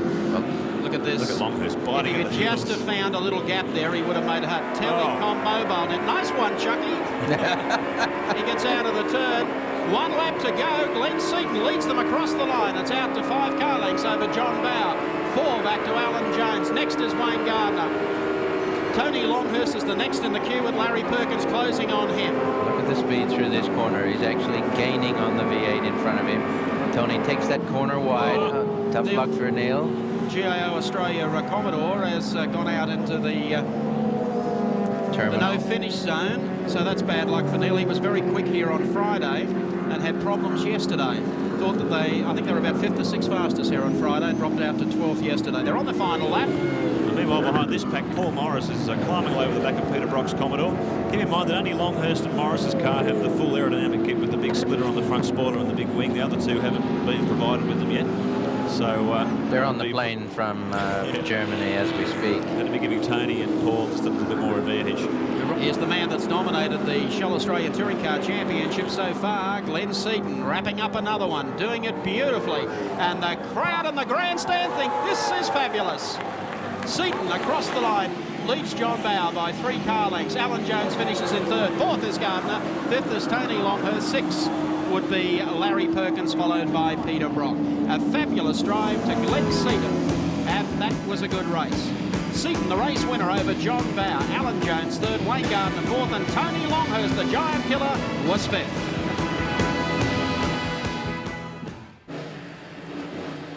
And drama all ready for Peter Brock. The 05 Commodore is pulled off the starting grid and comes into the pits. Some problems for Peter Brock, whether or not he's going to change a tyre or not. Brock there with the mechanics. Andy Raymond is down at the pits. Yes, Peter Brock is actually going to start from pit lane. The crew has figured out they are going to change all 4 tyres, but they are not going to do it before the green light comes on. So, in fact, Peter Perfect will be starting from pit lane. 10 seconds away from the start. Lonely spot for Dick Johnson, the rear of the field up front. Glenn Seaton and John Bower ready to scream off into the distance, and Alan Jones ready to win the start. They get off the line. Wayne Gardner separates them and switches to the outside as he and Jones go after it into the first corner. That's brought the fans alive here at Eastern Creek. Glenn Seaton has won the battle to turn number 1, but right behind him, Wayne Gardner got off the line like a rocket ship. Beautiful start. There's John Bower. Tony Longhurst back in behind him. Look at the charge of the BMWs. They did well in the first heat, and they've started off a great position, well up in the top 10 for the second. Keep an eye out for Dick Johnson and Mark Scaife too. They're charging through from the back of the grid on fresh tyres. It's going to be quite a charge. Here comes Jones down the inside of Wayne Gardner. Moment of truth for our 2 world Formula champions, motorcycles and Formula 1. As they come down the side of Corporate Hill to the very tight right-hander. Glenn Seaton, the Peter Jackson thought, oh, that's not where you go, and John Bower will close that up on the inside. Fans in the grandstand thought that was just wonderful. Big drag race on the back straight. They get the power down. The Chevy and the Ford V8 is side by side as they swing through the switchback. Gardner gets pushed wide again. He's dropped 2 positions. He's gone way off the racing line. All sorts of trouble. Well, Wayne Gardner's race, a chance of a placing over quite early. And the crowd get to their feet as they come past the grandstand for the first time. It's Seaton about a huge roar. Alan Jones in 2nd place. The BMW in 3rd and John Bower in 4th. Let's have a replay of the start of the race from Dick Johnson's Dunlop race camp off the starting line. Now, he started dead last in this one. There's a passage down the inside. Goodbye, boys. And here he is down on the inside of Bob Forbes' car. So he's picked up 6 or 7. Now it gets tight at the front end of the field. There's a little opening down there. We'll clear the lens for you. Holden team with fresh tyres. Off they go. Brock is already gone and away. Mark Scaife coming at him from all angles at the moment. They come down the front straight. Let's have a look at the horsepower difference. Well, it's a drag race. And no shortage of grunt from the V8. We quoted somewhere in the region of 550 horsepower out of the Chevs and Chev units and the Commodores this year. Tony Longhurst couldn't quite match that in a straight line as we take Dunlop race camp aboard Dick Johnson's Falcon. Dick on the charge through the field as well. Gardner back into the pits for another stop, so something is not right with the number 16 Telecom Mobile Net Commodore. And look at this, John Bower's finally got his way past Paul Morris. Well, Wayne Gardner heading into the pits, so it's V8s 1, 2, 3 again at the front of the pack. BMW splitting from 5th place. It's a very disappointed Wayne Gardner. They thought you just had a puncher, Wayne, but it's a little more than that. Yeah, I got shunted off by John Bow, and when we came together, my tyre was cut up from his and punctured, and then also he bent my steering, so I shot off the track. They put another tyre on, and it wasn't steering straight, so I called it a day. Oh, Mazira squeezes through. But Larry's got the right line for the next turn. Oh, yes, and the brakes as well. Goes very deep. Blocks his tracks. Jim Richards There's follows Jimbo. him through for good measure. Saying, just keep it up. Larry held it under control there. Nicely done. As we watch Dick Johnson, a study of concentration here as he moves around in the seat a little at the end of the front straight. And that's back inside Brock. Looking at the outside of Johnson's car, 17. Dick's had a wretched weekend. He had a nasty crash on Friday, misunderstanding with Larry Perkins, and apparently the chassis telemetry from the Shell team said he hit the wall at about 180 clicks, which never does much good to a new chassis. Not at all. You don't like to hit him that hard. A couple of scrapes or a little bit of body damage, a door handle or two, as we have a Commodore sneaking up alongside here, Cheeky Brocky. But he's on the wrong side of the circuit. Dick's not having any of that, but good driving there. Peter hung on to it. He didn't go extra wide. Oh, as Thomas Mazira comes up on the inside of Tony Longhurst and passes him. Well, every time these flock of cars come past the grandstand, the crowd is standing to their feet. Absolutely engrossed in the battle happening here. Great variety of cars as Brock finally gets his way past Johnson. Well done. He's been hammering away at the back of the Shell car for a couple of laps. So Brock's initiative of starting from pits on new tyres seems to be paying off at this stage of the race as he pushes his way through. And here is the 05 Commodore, the hero so far today. Every time Brocky comes past the grandstand, all those Ford supporters who were standing as one earlier have all assigned Brock as their hero for Heat 2 today. Sure have. So Brock hard at work in the office of 05, as we've seen so many times before. Brock is 10th on the road at the moment. Yes, I think he's got Tony's measure here. It'll only be a question of getting rid of these sharp horseshoe corners. He's through. He's already through. I think there must be something wrong with Tony. I don't think he could be nailed that easily. Well, he's now up behind Thomas Mazira, but I think he's run out of time, and Thomas is sitting under the shadow of Larry Perkins. They've had a fabulous drive. Now, the spectators have seen plenty of passing here today with the big V8s. And commiserations to Wayne Gardner, who looked like he was in this with a very, very big chance. Larry takes the conservative line, shall we say. Oh, Thomas almost locked up a brake there. And Brocky's there to pick up the pieces in case they both get off onto the wrong line. Just not quite enough real estate there for him to capitalize on that good slipstream that he got behind Mazera. But not to say that he hasn't got designs on a better finish still. Here we go through the office window. Yeah, come out wide, go in through, slam her down into second. Well, there's a battle of pride at stake here too. This is going to be the fastest Commodore run at Eastern Creek. So one of these three wants to take it. Last corner comes up now as Glenn Seaton and Alan Jones right behind him. He eases it up as Jones comes across the outside. They're going to have a form finish, 1-2 across the line. Seaton wins it. Jones finishes in second. John Bow is going to get third, followed by Paul Morris. A fabulous finish and a great day for the Peter Jackson team of Glenn Seaton and Alan Jones. Let's check them out on the Shell race score, confirming Glenn Seaton and teammate Alan Jones are 1-2 in round 6. John Bow in the Shell Falcon EB finishes third. Paul Morris, a great fourth place in the Diet Coke BMW, and rounding out the 5 in 1, Mark Scaife, the Winfield Commodore.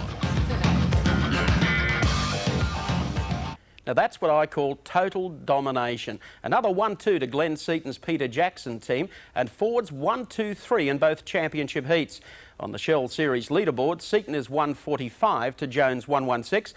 John Bow remains in third place on 106 to Dick Johnson's 82, with Tony Longhurst on 51. Well, things may change a little on the way to our next round at Malala in South Australia, because CAMS has approved a new aero pack for the Holden Commodores, ensuring the racing will be just that little bit closer. Packed grandstands at Malala Raceway, 3 behind the top 20. Peter Dillman, the Impala Kitchens BMW. Brad Stratton and Bob Holden round out a 23-car field. A smile on the face of Bill Hamill and maybe Rob McIntyre from Holden today. Commodores the front row, ready for round 7 of the Shell Touring Car Nationals. They're off the line. Scaife wins the start. John Bowe stalls on the starting line, and they all move to the right to avoid contact as Glenn Seaton slots into second spot as they head down towards the pit turn for the first time. But Mark Scaife has this one in control over Glenn Seaton. Next would be Thomas Mazira, followed by Larry Perkins, and then Alan Jones and Dick Johnson going hard at it as they head down that long straight into this very, very tight right-hander. A brilliant straight by Scaife. He absolutely nailed it. The moment the light went green, he was away. A good start by Mazira, but Scaife was truly brilliant off the line. Longhurst has rubbed a fender here by the look of things. And Jeff Fall in trouble as well. The BMW's all over the place. Down to the next corner. And it is tight down here, and I think it's Jimmy Richards also has smoke pouring off the back, and one of the Peter Jackson Falcons has got off there. That is Alan Jones. Very tight stuff in the opening lap of this. Alan Jones has dropped back through the pack. He's back to almost 4th or 5th last. And John Bowe is back there in company with him as well. So an exciting opening lap here at Malala for round 7. Honestly, the last time I was as chilly as I was here yesterday, I was in Saskatchewan. Oh, look at Johnson. He's more than a nudge here. Larry gets very, very sideways. Johnson kept the pedal down. It looked... Wayne Gardner gets more look on the inside, and Wayne's having a good run here. This is the first time he's ever seen Malala on a bike or in a car.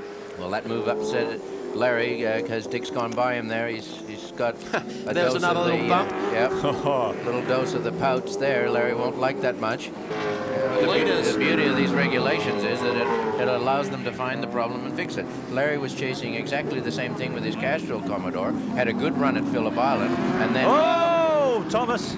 No, it was Wayne Gardner. No, I think Larry lost it by himself. And caught Jimmy Richards on the way out. So Gardner gives him a tap onto the way into the corner, but failed to get away with it. Another one's cleaned him up. Look at the damaged bodywork on the 16 car. Captain Chaos, they call him. Wayne Gardner's in trouble again. That's the Commodore of Mark Scaife. Glenn Seaton getting a little closer, and they've opened up a gap to Thomas Mazira. Here comes Thomas in the Telecom Mobile Net Commodore. Behind him, Dick Johnson's been the big mover in this race so far.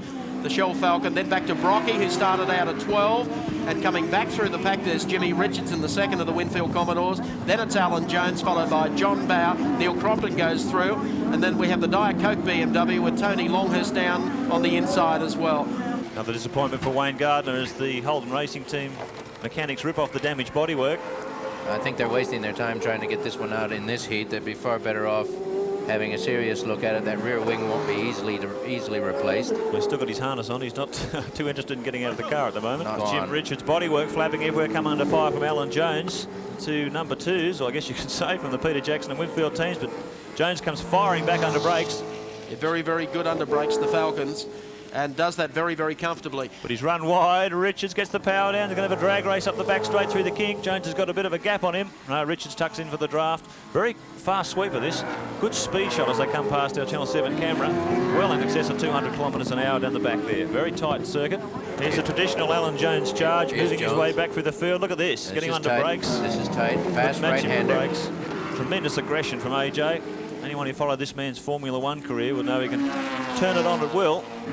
As they come down the back straight, and this is an absolute stop-and-go corner here as Bowe comes up on the inside. Oh. Makes life difficult for Jimmy Richards, but Jim gives way. Oh, Alan Jones has gone off as well. Yep. And here's a charge going on. Larry Perkins, you'll recall, was punted off by Wayne Gardner. He is just driving the most inspired of races in the in the Castrol Commodore. He's got his way past Jimmy Richards. He's come back through the field again. He's up to 8th position. That's a great fight back. Alan Jones coming into the pits in car number 35. A wretched day for Jones so far. Ping for jumping the start in the Peter Jackson Dash. He was 3rd fastest qualifier yesterday, and he's not going to finish in heat number 1 today. He's all over the tail of Peter Brock here as they come through the chicane, brings them back across the start line. About 7 laps to go. Oh, he's giving him a little tap. Bodywork goes flying. Another mobile bumper bar bites the dust. Yes, a tap from Larry there. He's very aggressive here today. Smile, Freddie Gibson. There's good reason to. His boy leads and he's counting the laps down. I do believe that with the championship fairly well sewn up in Glenn's grasp, although certainly he doesn't want to have a DNF, that he could be driving conservatively here. He's not certainly monstering Scaife in any shape or form. Laps winding down with 1 to go as they disappear along the back straight. Last lap board about to come out on the front straight as Mark Scaife gets across the line with Glenn Seaton still running second behind him. Well, I think this is a show of genuine speed from the Commodores here. Seaton is certainly not a cruise and collect driver. He wants to win every race that he possibly can. Right and in he'd front be of... out there driving as hard as he possibly can. There's a bit of a smoke screen there. That was caused by Johnny Smith, but they come up to the last corner now, and Holden fans rejoice. The Ford stranglehold has been broken at Malala, and the crowd think this is marvellous. Mark Scaife leads them across the line. Glenn Seaton's in for second spot, and Thomas Mazera will take third for the Holden Racing Team, the Telecom Mobile Net car.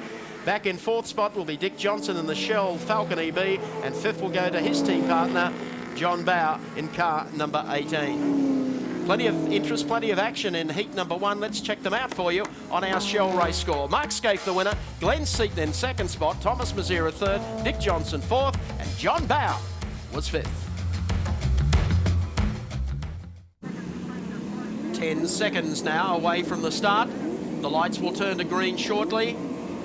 Mark Scaife, Glenn Seaton looking for a perfect start off the front row. The revs come up now. Off the line, Seaton. But coming up smartly on the inside of him is Thomas Mazera, who's looking at trying to shuffle out Mark Scaife as they run down to the first turn. Let's make sure they get through the next turn without any incidents. Glenn Seaton got the start he absolutely required here. He's out of the turn quick. Scaife in behind him. Mazera is next, followed by John Bow. Then it's Dick Johnson, and Longhurst trying to separate Brock and Larry Perkins. Well, the lights out foxed Mark Scaife this time. He got a brilliant start in the first heat, but very conscious of creeping at the start. He was creeping. He had to stop, and then he had to restart. By that time, Glenn Seaton was gone. It's a good battle going back for third place too as they swept through opposition. Here they are, the two Shell cars, the sandwich. Thomas Mazera in between them and the HRT Commodore. Hard under brakes down into the hairpin. Seaton leads them through. Scaife. John Bow, excellent start compared to his first one. He couldn't have done worse than that. Thomas Mazera, Dick Johnson, Larry Perkins, Peter Brock side by side as they come through the big fast left-hander, heading down toward the stop corner. Look at this. Two oil protagonists, Castrol versus Mobil, the battle of the oil companies. Hard under brakes, follow them through. Who's going to win this? I'd say it'll be Brocky. Yep.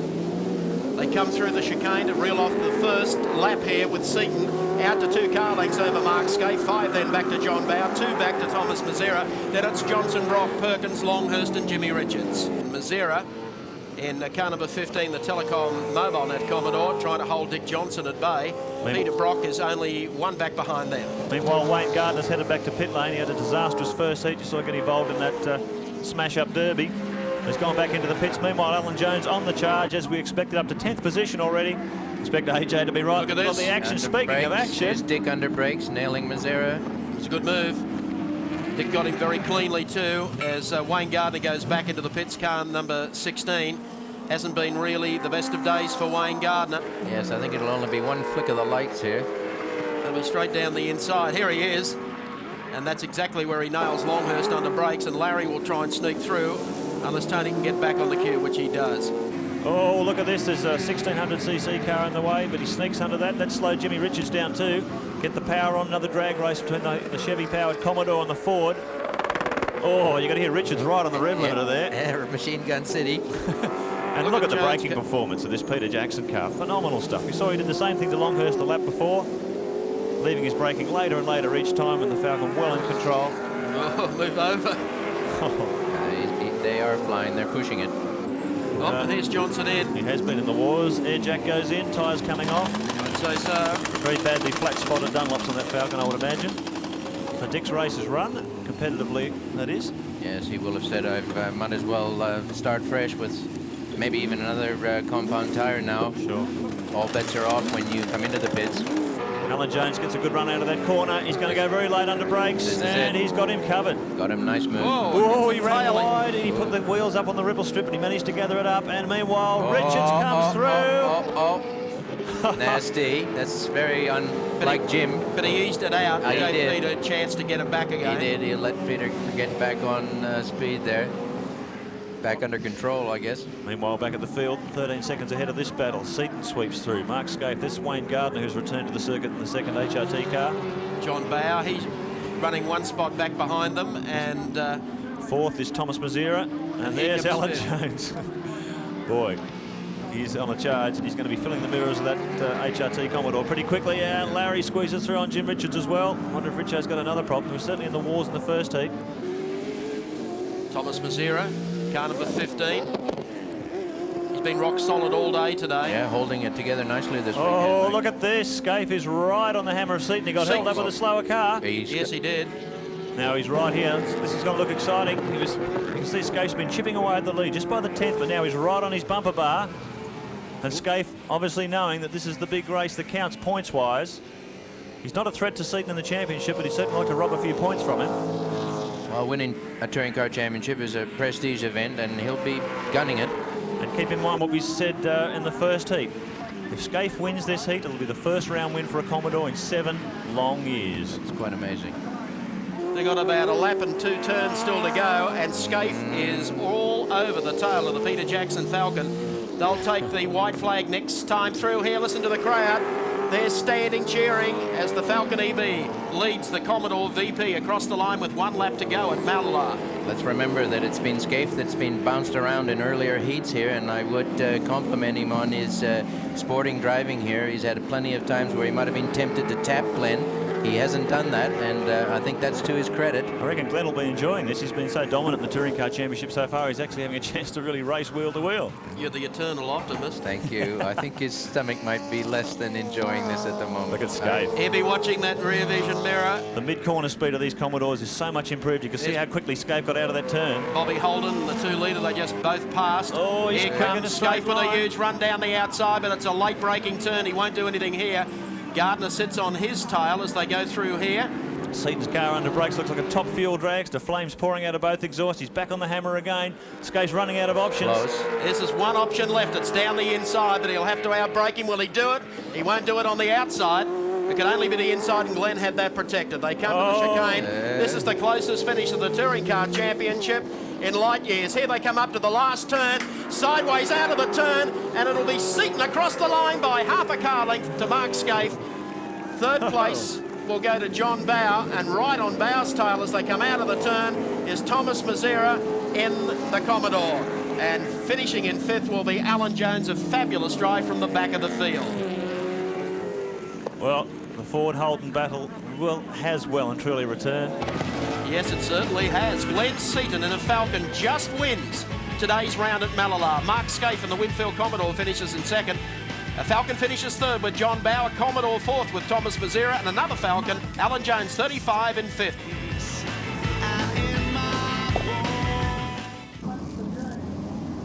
Dismal conditions here at Wanneroo Park Raceway today. Dick Johnson and Mark Scaife, the front row, only seconds away from the start. A field of 20 starters. Johnson creeps just a little bit, but off the line it's Scaife who gets away smartly. Johnson pulls him in though as they head down, and a shock of a start there for Glenn Seaton. Scaife will lead them down into the first corner with Johnson tucking into 2nd. Next is Perkins, then Richards, then Crompton. John Bower the inside, Glenn Seaton the outside, and Peter Brock right behind him as Larry Perkins gets very, very sideways on the exit to turn number 1. There's Larry in a bit of a spin, a nudge from Jim Richards, but the 2 guys off the front had creeping problems again. It'll be interesting to see whether the Clark, of course, has got his eyes open today. Be interesting. Here's Larry. There goes Alan Jones, car number 35. And down the back, you can see the pressure is on already. Down into the gully, Mike. It'll be a big puddle at the bottom of this hill there. You can see the spray from the lead car going up. Well, Larry Perkins made a beautiful start. Mandatory for brake lights to be working in these conditions, of course. Look at Jimmy Richards here, Alan on the inside of Dick Johnson. Johnson's sticking to the wide line. And as they come into the turn, there's Jim. We'll see who gets out of here the best. They rub fenders on the exit to that turn down the front straight. Richards will have the lie for the next turn. It's down the inside. You've got no business being on the outside there. Car number 40 going off there at the bottom of the racetrack. That's Ian Love, one of the local boys who has joined the field along with Alf Barbagallo. 17, Dickie Johnson. Dick did a superb job to come home. Some would say winner, but certainly finished well to come 2nd at Bathurst last year. He's not frightened of the rain, but here even Crompton having a go under brakes. The Commodores really seem to have a package here today. Glenn Seaton running 7th at the moment as Larry finds John Bow up on the inside of him. There's Seaton just back behind Larry Perkins in car number 11. So Commodore's 1, 2, 3 at this stage of the race. Mark Scaife leading, his teammate Jim Richards in second. And a blinder here from Neil Crompton today in the GIO Australia Commodore. He had terrible problems a week ago at Malala, had an engine that hardly pulled the skin off a rice pudding, and that had come from the factory. And they went away and did a lot of homework during the week, and obviously it's paid dividends. No, this guy said, well, this is a business, Mike. The harder you work, the luckier you get. And people can complain about this and that, but if you put the time in and you've got dedicated staff, you can get there results. goes Johnson. Yep. He's looped it. Dick's been fairly uncomfortable out there since this race started. He's been on almost the wrong line, and I think he's had a chassis problem the last couple of races anyway. That was Paul Morris, car number 23, off there in the sand trap, but was able to keep it under control. Got it back out onto the circuit again. But here's Perkins in the slide. He's finally done it. He's going to back it out there, but he doesn't need to take it any further because he will bury it. It's buried. Peter Brock, 05, the Mobile Commodore, and right behind him is Alan Jones in the 35 Peter Jackson car. They race up the hill side by side. Alan Jones on Friday here was the fastest man around Wanneroo. Had a problem yesterday just before qualifying, but Brock able to get away from him down the hill, but he's got the wrong line for the next turn. No, nice move there by Jones. He was able to maintain Brocky's speed on the straight, although Brock coming back with a vengeance on the inside down pit straight, and perhaps will hold Jones off into the right-hander at the end of this straight, which he's done. A little bit of cat and mousing here between these two stagers, who certainly have got a lot of laps under their belt. And down at Kolb Corner, we've had two cars go off. As you recall, the Diet Coke car was buried down there a little earlier. Larry Perkins got around sideways. He's gone in there as well. So it has been a corner that has picked up a few of them, particularly those a little taily through there that have gone out off the circuit into the sand trap. Oh, there's Blanchard in the number 20 car. It's not the best of days for the Bimmers. There's not a glimmer of one out here. So Blanchard has gone off into a sand trap. Well, you can notice Peter Brock last lap round, he had Alan Jones up on the inside of him, but was able to outbrake him and then to out-accelerate him down through here. 77. They named the circuit Wanneroo Park only recently after Alf Barbagallo, but Alf has found the sand trap. Here's Peter Jackson in 35. We've got the demiss problem. With 3 laps to go, Mark Scaife and Jimmy Richards down the inside of the two Toyotas, John Smith and Colin Bond in the 2-litre category. And is Jim going to make a play for the lead here? We'll have to wait and see. Well, this is a credit to any team when you're running 2 cars to get them running 1-2. You don't do that by accident. I tip my hat to Fred Gibson's company here and all the fellows that must have worked extremely hard. The drivers can only do so much if the cars aren't prepared well, if the engineering that goes into them isn't designed right in the first place. The drivers have a tough time of it, and I think these two fellows have been working away steadily since the beginning of the season, and they've got their team into a slingshot position here for the endurance races that count so much in Australia. And here they come. Downhill, Mark Scaife leading, proving it wasn't a fluke last weekend at Malala. Jimmy Richards tucks right in behind him. They're going to have a form finish, but they'll race it out for the lead as they come across the line. Commodores 1, 2 and 3 for the first heat at Wanneroo Park. Neil Crompton, his best touring car championship finish, will get up to take 3rd over John Bow, and rounding out the 5 will be Thomas Mazera. Great driving from the group here today in atrocious conditions in the west. Let's check them out for you on the Shell race score. Mark Scaife, your race winner over Jimmy Richards. 2 for the Winfield Commodore team. Neil Crompton 3rd in the GIO Commodore. 4th was John Bow. And rounding out the 5, Thomas Mazera in the Telecom MobileNet Commodore.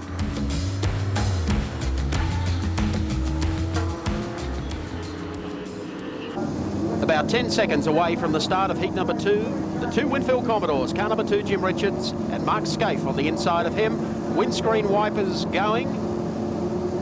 Who will win the race to the first turn? I tell you what, it might well be the Rainmaster, Jimmy Richards, who gets off at Crompton. Down the inside of Scaife and John Bow the outside. They've shuffled him out. Look at this, the 2 of them go off. Out goes John Bow. Thomas Mazera's locked up. Well, that was a little unnecessary. Beautiful start by Jim Richards. We thought he might have this on his mind after the coming second in the first heat. Great run by Crompton to hold second place at the moment. The disgruntled John Bow in car number 18 heads on back to the pits, and Mark Scaife there as well. Can't get out of that one. He's knee-deep in the sand. They're meant to be there for safety reasons. Those sloshy conditions, the fellows were out of control. But a great run by Jim Richards. Still running strongly in second spot as Richards opens that gap.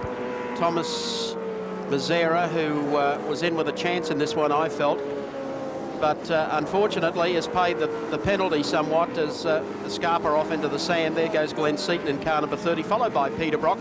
And Tony Longhurst now coming up on the inside of Brocky.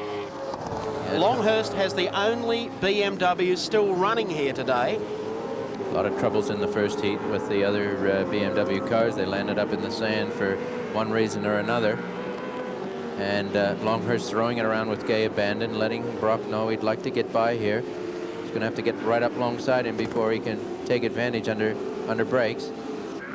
There's Mazzera walking back. There's JB heading back to the pits. We don't see it, no. And Glenn Seaton now as well. That's problems there for Seaton. That's be the first non-finish that he's had. We've pick up on that one a little later, but Glenn Seaton out of the race, out of the first heat that he's failed this season. Gee, that is disappointing. And Crompton will be dreading this. Gardner poking the nose down on the inside. Oh, yes. I think he said, oh, no. And we're not casting any disparaging remarks about Wayne Gardner. It's just the fact that poor Wayne, every time this season he's stuck his nose into a hole in a tight situation, it just hasn't worked out for him. Either he's gone off or he's taken someone with him. Right, he's been nicknamed. Oh, look at this Gardner, just lovely to get it sideways. Well, this race could have been something different had it not been for the first corner. Let's go down to pit lane and Andy Rain. Yes, a very disappointing early exit, Mark. It was helter-skelter down there for a while.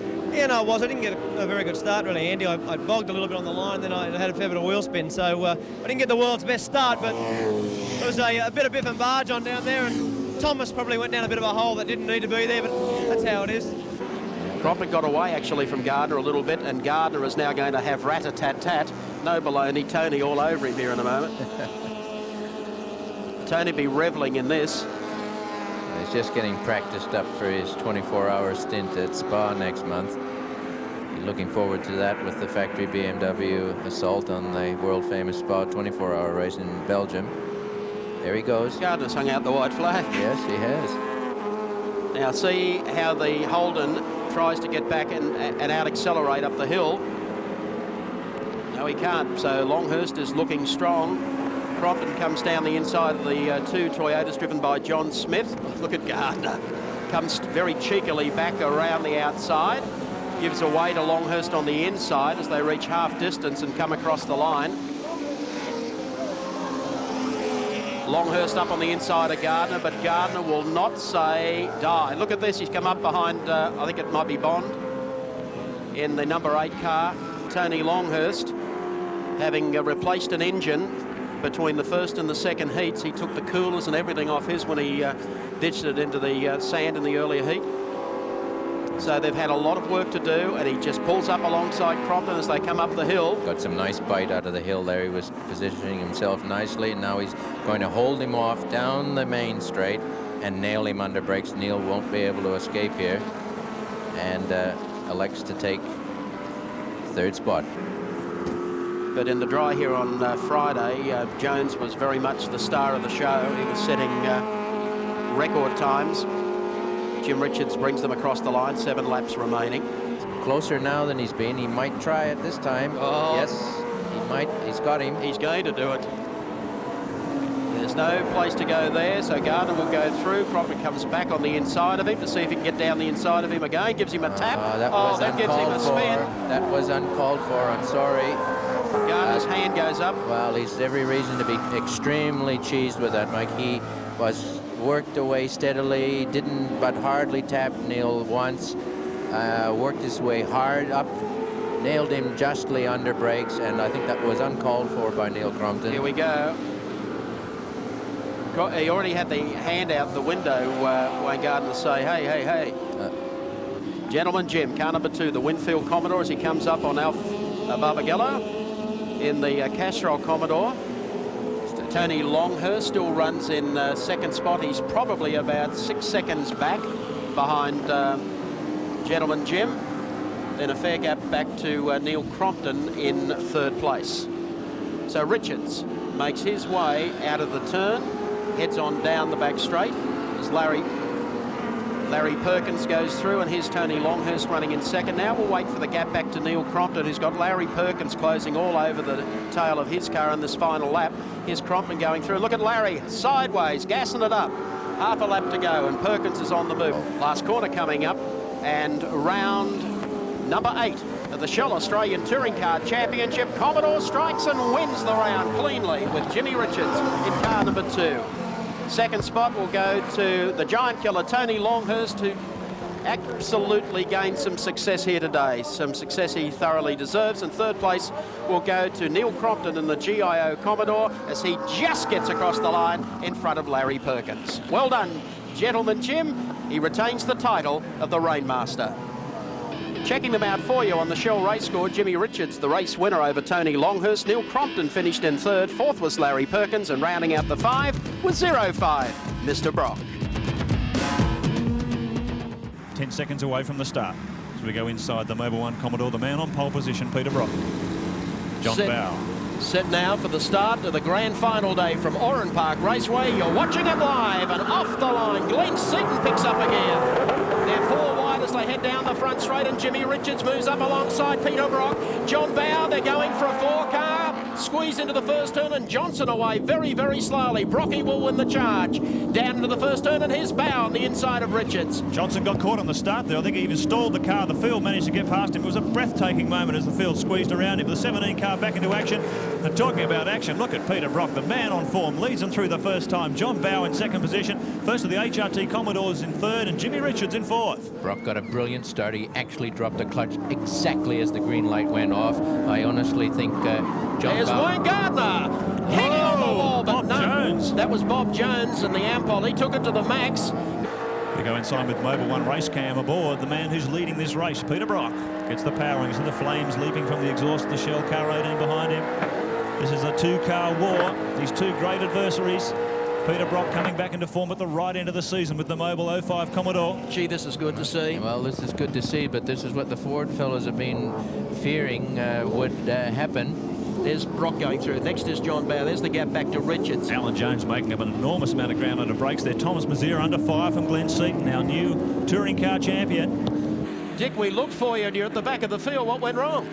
I did a Bowie from Malina, Mike. I stopped, and now it's obviously blown a hole in the exhaust, so I reckon it won't be long before the friendly EPA man might be waving a flag at me.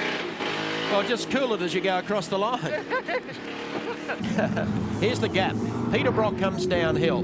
Running in second is John Bowe. There, it's out to about 3 and a bit seconds, maybe 4. Next is Jimmy Richards running in third.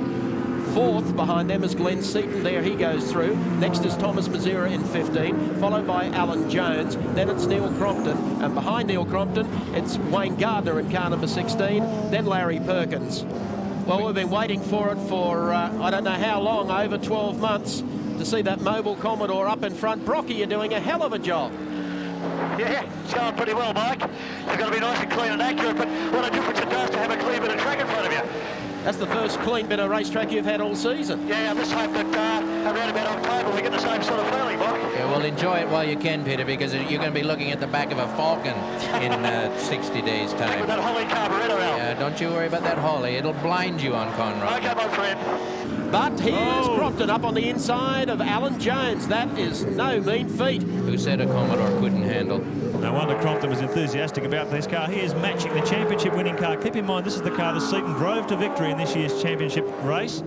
So there's no doubting the quality of the speed of that car, and Crompton is matching him pace for pace. And here comes here's the Oran Park Gardner right behind him as well. And he has driven superbly here in this heat. I know he's caught plenty of stick. Actually, Alan Jones just held his hand out the door to wave Wayne through. I think he may have a problem with this car. It's our 7 Sport race cam riding on the front bumper of Tony Longhurst's car. He's going right down this front straight. Listen to him, he just lifts off a little. He's got a whole group of cars in front of him, including Larry Perkins, the Castrol Commodore. So Tony's coming into this, trying to monster them all. And as you can see here, Jones has dropped back in the pack. Larry has picked him up, and Tony Longhurst has picked Larry up. Just see how hard these cars are working, Alan. You'd like to be able to drive over Larry here. Here he goes, up on the inside, ready for a little sway here. Yes. Now they've got 3 laps to go. Across the line, there's Longhurst. Up on the inside, now see whether or not that he can be passed again down the straight. Larry says, here we go. Can he out-drag him down to the left-hander? Yes, he can. Just. And here he is up again on the inside. Tony Longhurst exploiting the sensational braking and handling abilities of this car. Stuck the hand out the window. Larry had to correct it quickly there. He didn't want to hit Tony. Downhill now. Welcome back to victory lane for Brocky. Crowd warming here in the last turn. Look at them standing and waving as Brock comes out of the corner. The checkered flag's out and Peter Perfect is back. Only a few weeks before Bathurst. John Bowe will bring them across the line to pick up second place. And Jimmy Richards will get third in car number 2, the Winfield Commodore. And I think his last win was back at Amaroo well over 12 months ago. So Brock wins heat number 1 here today. John Bowe places in second, Jim Richards in third, Glenn Seaton in fourth, and picking up 5th spot was Thomas Mazzera.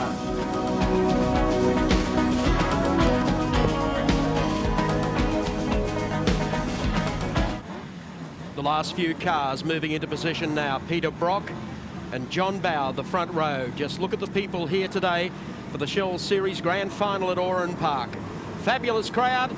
We expect a fabulous race. They're off the line and John Bowe gets out quickly, but none quicker than Seaton and Richards, who tries to get up on the inside of Peter Brock, and there goes Seaton down the outside. Mark Scaife splitting some early. As they come down to the left-hander, Jim Richards will take over the lead. Richards, Brock back on the inside of Seaton. Alan Jones, a brilliant start from Jones, and he's already got by John Bowe.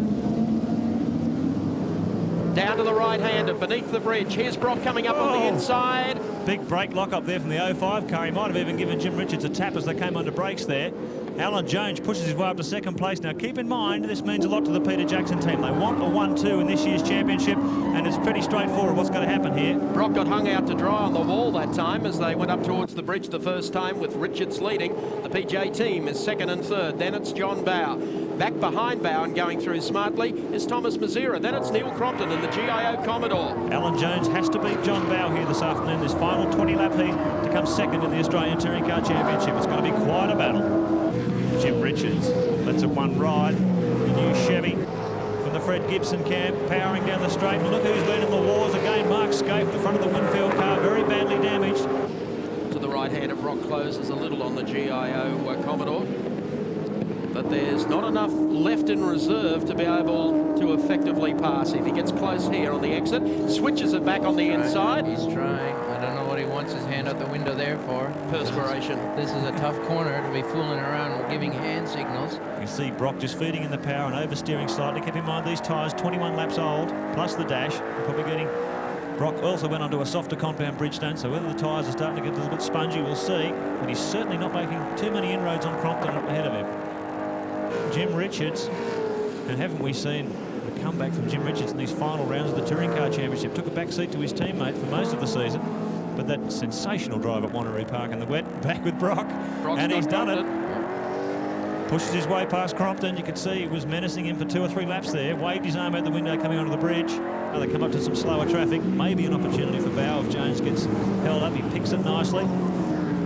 Dillman and Cotter with their BMW 2-litre cars staying out of the way, letting the V8 split them as they come onto the front straight. Here's Bowe taking a slipstream now, but not enough runway there for him to be able to get through this kink. He's got Alan Jones saying, oops, little lock-up, and nothing too severe. In fact, Alan, Mark Scaife closing a little on this group, but Jim Richards starting to get away from Glenn Seaton. They want this one too. It's a great thrill for a team. This will be fascinating stuff. Let's see if Seaton plays rearguard action with John Bowe. Half distance. I'm sure Bowe would have seen this little move take place. I wouldn't like it much, but if the shoe was on the other foot, you can be sure there'd be 2 shell cars would be doing the same. But saying to field 2 cars, start them, finish them well, finish the that's very championship. close. There's been 3 or 4 body contacts there. Now has looped it. He's lost his cool. That's the championship. Cheesed off with the move there on Seaton and took out his frustration with a little bump. It was a premature bump. It wasn't going to gain him anything. Oh, look, and he almost sends Larry Perkins off into the bridge abutment there. Might have a problem with the wheel here on the right-hand front. Oh. Mark Scaife, problems here. Car number 1 has pulled up off the circuit. He was up to 5th in the race.